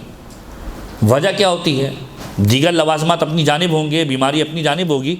لیکن ایک بہت بڑا فیکٹر آج کے معاشرے کے اندر رشتہ داروں سے تعلقات اور اپنے قریبی رشتہ داروں سے تعلقات کو توڑنا ہے۔ انسان اپنی انا کے اندر، انسان اپنے وجود کے اندر بڑائی محسوس کرنے کے بعد اپنے اسٹیٹس کی وجہ سے اپنے رشتہ داروں سے تعلقات کو توڑ دیا کرتا ہے، اور یہ وہ عمل ہے کہ جس کی بہت زیادہ تاکید کی ہے۔ پیغمبر کے پاس ایک شخص آیا، کہا پیغمبر نصیحت فرمائیے۔ پیغمبر نے کہا جو تم سے تعلق توڑے تم اس سے تعلق جوڑو، جو تم پر ظلم کرے تم اسے معاف کرو، جو تمہیں محروم کرے تم اسے عطا کرو۔ تو یہ وہ عمل ہے کہ جو پیغمبر نے بہت زیادہ تاکید کی ہے کہ ایک شخص پیغمبر کے پاس آیا۔ اب یہ بھی معاشرے کا ایک المیہ ہے کہ بعض اوقات انسان کوشش کرتا ہے صلہ رحم کرنے کی، رشتہ داروں سے تعلقات کو بحال کرنا شروع کرتا ہے، لیکن وہ سامنے سے رشتہ داروں کے رویے کی وجہ سے ان کے بیہیویئر کی وجہ سے پریشان ہو جاتا ہے اور پھر کہتے ہیں کہ مجھے یہ کام کرنا ہی نہیں ہے۔ یہی سوال لے کر پیغمبر خدا کے پاس ایک شخص آیا کہ یا رسول اللہ، میں لوگوں سے، رشتہ داروں سے صلہ رحم کرتا ہوں، اور جب صلہ رحم کرتا ہوں تو وہ لوگ اس کا ناجائز فائدہ اٹھاتے ہیں، اس کے باوجود بدتمیزی کرتے ہیں، اس کے باوجود مجھ سے برائی سے پیش آتے ہیں، اس کے باوجود برا رویہ رکھتے ہیں۔ اب میں سوچوں کہ اب میں ان کو چھوڑ دوں۔ تو پیغمبر نے بڑا خوبصورت جملہ کہا کہ یاد رکھ، اگر تو انہیں چھوڑ دے گا خدا تجھے چھوڑ دے گا، اگر تو انہیں چھوڑ دے گا خدا تجھے چھوڑ دے گا، اور اگر تو نے تعلق کو برقرار رکھا، تو نے اپنی ایفرٹ اور کوشش کو کیا، تو یاد رکھ کوئی تیری پشت کے اوپر موجود ہو نہ ہو، پروردگار موجود ہوگا۔ تو انسان اپنی انا کو، اپنی اکڑ کو، اپنی ذات کو بالائے طاق رکھے اور یہ دیکھے کہ میرا پروردگار اور اہل بیت کس میں خوش ہیں۔ اگر ابھی تک تعلق نہیں ہے، کم سے کم اتنا تعلق رکھے کہ سلام دعا کی حد تک تعلق کر لے۔ یہ نہیں کہتا دین کہ آپ جا کر ان کے گھر میں زبردستی جائیں اور تعلق کو قائم کریں اور بیٹھے رہیں ان کے گھر کے اندر کہ جب تک کہ تعلق نہ قائم ہو جائے۔ کم سے کم سلام علیکم، وعلیکم السلام، اس انداز سے ایک رویہ رکھ کر ملاقات کر کے اپنی طرف سے ایک ایفرٹ کرنے کی انسان کوشش کرے۔ بہرحال اس میں مثالیں بہت ساری دی جا سکتی ہیں۔ آج کے معاشرے کے اندر بے پناہ مثالیں ہیں جو آپ ماشاءاللہ سے علم رکھتے ہیں، آپ کی نظر کے اندر بے شمار ایسے کیسز ہوں گے کہ جس کے اندر یہ ساری چیزیں فٹ ہو سکتی ہیں۔ تو پیغمبر کہتے ہیں بڑوں کا احترام کرو، چھوٹوں پر رحم کرو، اور اپنے ذوی الارحام، اپنے رشتہ داروں سے صلہ رحم کرو، کہ یہ وہ عمل ہے کہ جو ائمہ کی بارگاہ میں پسندیدہ ہے۔ چھٹے امام کا جملہ ہے، دو چیزیں خدا کی بارگاہ میں بہت پسند ہیں، دو قدم بہت پسند ہے۔ ایک وہ کہ جو خدا کی بارگاہ میں جنگ کے لیے، جہاد کے لیے قدم اٹھایا جائے، اور دوسرا وہ قدم کہ جو رشتہ داروں سے تعلق کو بحال کرنے کے لیے اٹھایا جائے، پروردگار کو بہت پسند ہے۔ پھر فرمایا وَاحْفَظُوا أَلْسِنَتَكُمْ، کہ بڑوں کا احترام، چھوٹوں کو رحم سے پیش آؤ، صلہ رحم کرو، اپنی زبان کی حفاظت کرو۔ انسان پورے روزے کا بیڑا غرق کر دیتا ہے اپنی زبان کی وجہ سے۔ پیغمبر کے پورا واقعہ تاریخ نے لکھا ہے، پیغمبر کے پاس، پیغمبر ایک جگہ سے گزر رہے تھے، ایک خاتون کو دیکھا کہ اپنے پڑوسیوں کے ساتھ بد زبانی سے پیش آ رہی ہے۔ پیغمبر نے کہا کہ تم کھانا کیوں نہیں کھا لیتی؟ کہا یا رسول اللہ میرا روزہ ہے۔ کہا یہ روزہ رہا کہا؟ یہ روزہ فقط پیٹ کا روزہ نہیں ہے کہ انسان جو ہے وہ بھوک و پیاس سے بچے، بلکہ یہ روزہ تمام اعضاء و جوارح کا روزہ ہے۔ انسان کی آنکھ گناہوں سے بچے، انسان کے ہاتھ گناہوں سے بچے، انسان کے قدم گناہوں کی جانب نہ اٹھے، انسان کے وجود کا ایک ایک ذرہ اس انداز سے روزہ رکھ رہا ہو کہ حرام خدا سے بچ رہا ہو۔ تو واحفظ السنتکم، اپنی زبان کو محفوظ رکھو۔ انسان کی زبان آج کے دور کے اندر وہ بدترین چیز بنتی جا رہی ہے کہ جو اس کو لوگوں کے سامنے بھی خراب کر رہی ہے، خدا کے سامنے بھی خراب کر رہی ہے، کہ انسان کی زبان نہ قابو میں رہتی ہے، نہ اس کے کنٹرول میں رہتی ہے، اور نتیجتاً خدا کی بارگاہ میں بھی شکوہ کرتی ہے۔ تو اپنی زبان پر، اپنی زبان کی حفاظت کرو۔ اور پھر فرمایا کہ اس جانب نگاہ نہ کرو اپنی آنکھوں کے ذریعے سے کہ جو خدا نے حلال قرار نہ دی ہے۔ ماہ مبارک رمضان کے اندر تمہاری آنکھیں بھی حجاب اس انداز سے کریں کہ اپنی آنکھوں کو نیچا رکھو، ان چیزوں کی طرف نہ بڑھاؤ کہ جن کی طرف نگاہ کرنا حلال نہیں ہے، اور ان چیزوں کو نہ سنو جو خدا نے تمہارے لیے حرام کی ہیں۔ اپنے کانوں کو ان چیزوں سے بچاؤ کہ جن کا سننا جو ہے وہ تمہارے لیے حرام ہے۔ یعنی موسیقی، انسان ماہ مبارک رمضان کے اندر، اب یہ بھی معاشرے کا ایک المیہ ہے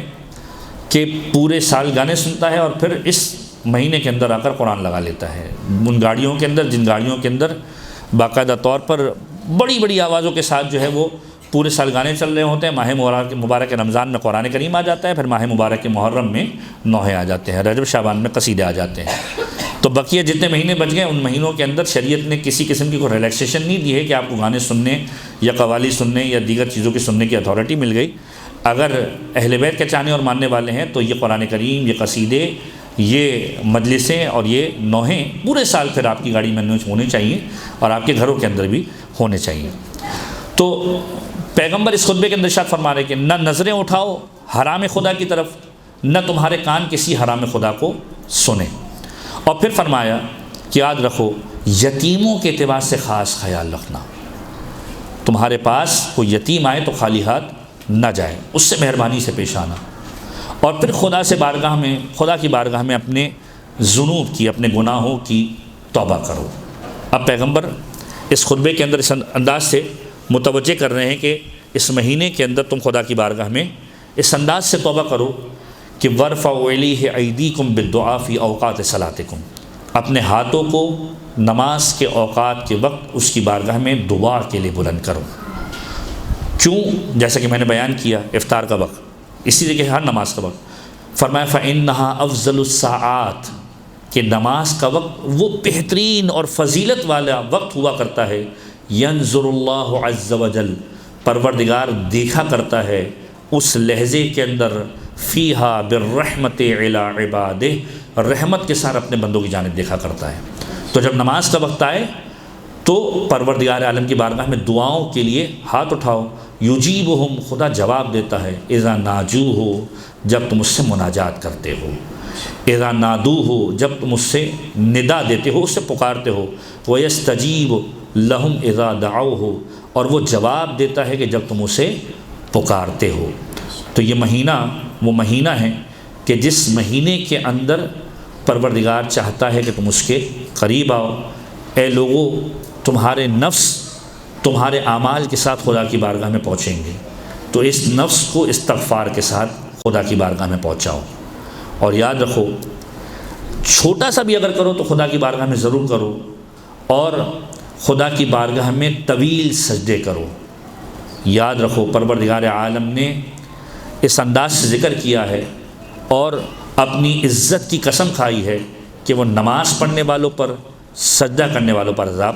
نہیں کرے گا۔ اس مہینے کے اندر نماز اور سجدہ گزاری پروردگار عالم کی بارگاہ میں زیادہ کرو۔ اور اس کے بعد جو دوسرا حصہ ہے، اگرچہ یہ طویل خطبہ ہے، پورا خطبہ مکمل بھی نہیں ہو سکا، پھر فرمایا کہ جس مہینے کے اندر ایک مومن کو روزہ افطار کرواتا ہے، گویا خدا کی بارگاہ میں ایسا ہے کہ ایک غلام کو آزاد کراتا ہے، اور اس افطاری کے ذریعے سے ایک مومن کو پروردگار عالم جو ثواب دیتا ہے وہ یہ ہے کہ اس کی گزشتہ تمام گناہوں کی مغفرت کر دیا کرتا ہے۔ کسی نے کھڑے ہو کر سوال کیا، جو ہم سب کا بھی سوال ہے، یا رسول اللہ لیس کلنا یقدر علی ذلک، ہم میں سے ہر ایک قدرت نہیں رکھتا، استطاعت نہیں رکھتا کہ ہم افطاری کرا سکیں۔ فرمایا ایک شخص کو کراؤ، اپنے آپ کو آتش جہنم سے بچاؤ، اگرچہ کہ ایک کھجور کے ٹکڑے اور ایک پانی کے گلاس کے ذریعے ہی کیوں نہ ہو۔ اتقوا النار ولو بشق تمرۃ، اتقوا النار ولو بشربۃ من ماء، چاہے وہ پینے کا ایک چھوٹا سا پانی ہو، چاہے وہ ایک چھوٹی سی کھجور ہو، اس کے ذریعے سے اپنے آپ کو آتش جہنم سے نجات دلاؤ۔ کہ روزہ افطار کروانا خدا کی بارگاہ میں ایسا عمل ہے کہ جو خدا کی بارگاہ میں پسندیدہ ہے۔ پروردگار عالم کی بارگاہ میں ہم سب دعا کرتے ہیں کہ وہ مہینہ ہے جس مہینے کے بارے میں روایت کا جملہ، اور اسی پہ اپنی گفتگو کو ہم تمام کریں گے، کہ پروردگار عالم اس مہینے کی پہلی رات کو جنت کے دروازوں کو کھول دیا کرتا ہے اور اسے آخر تک بند نہیں کیا کرتا ہے۔ پروردگار اس مہینے کے اندر بہترین طریقے سے ہم سب کو داخل ہونے کی توفیق عنایت فرما، اور اس مہینے کی تمام برکتوں کو اور رحمتوں کو حاصل کرنے کی توفیق عنایت فرما، اور اس مہینے کے ہدف کہ جو تقوی ہے پروردگار اس مہینے کے بعد ہم سب کو صاحب تقوی بننے کی توفیق عنایت فرما، اور ہم سب کے ائمہ کو ہم سے راضی و خوشنود فرما، امام زمانہ کے ظہور کے اندر تعجیل فرما۔ وآخر دعوانا عن الحمد للہ رب العالمین۔ برحمتك يا أرحم الراحمين، وصلى الله على محمد وآله الطاهرين۔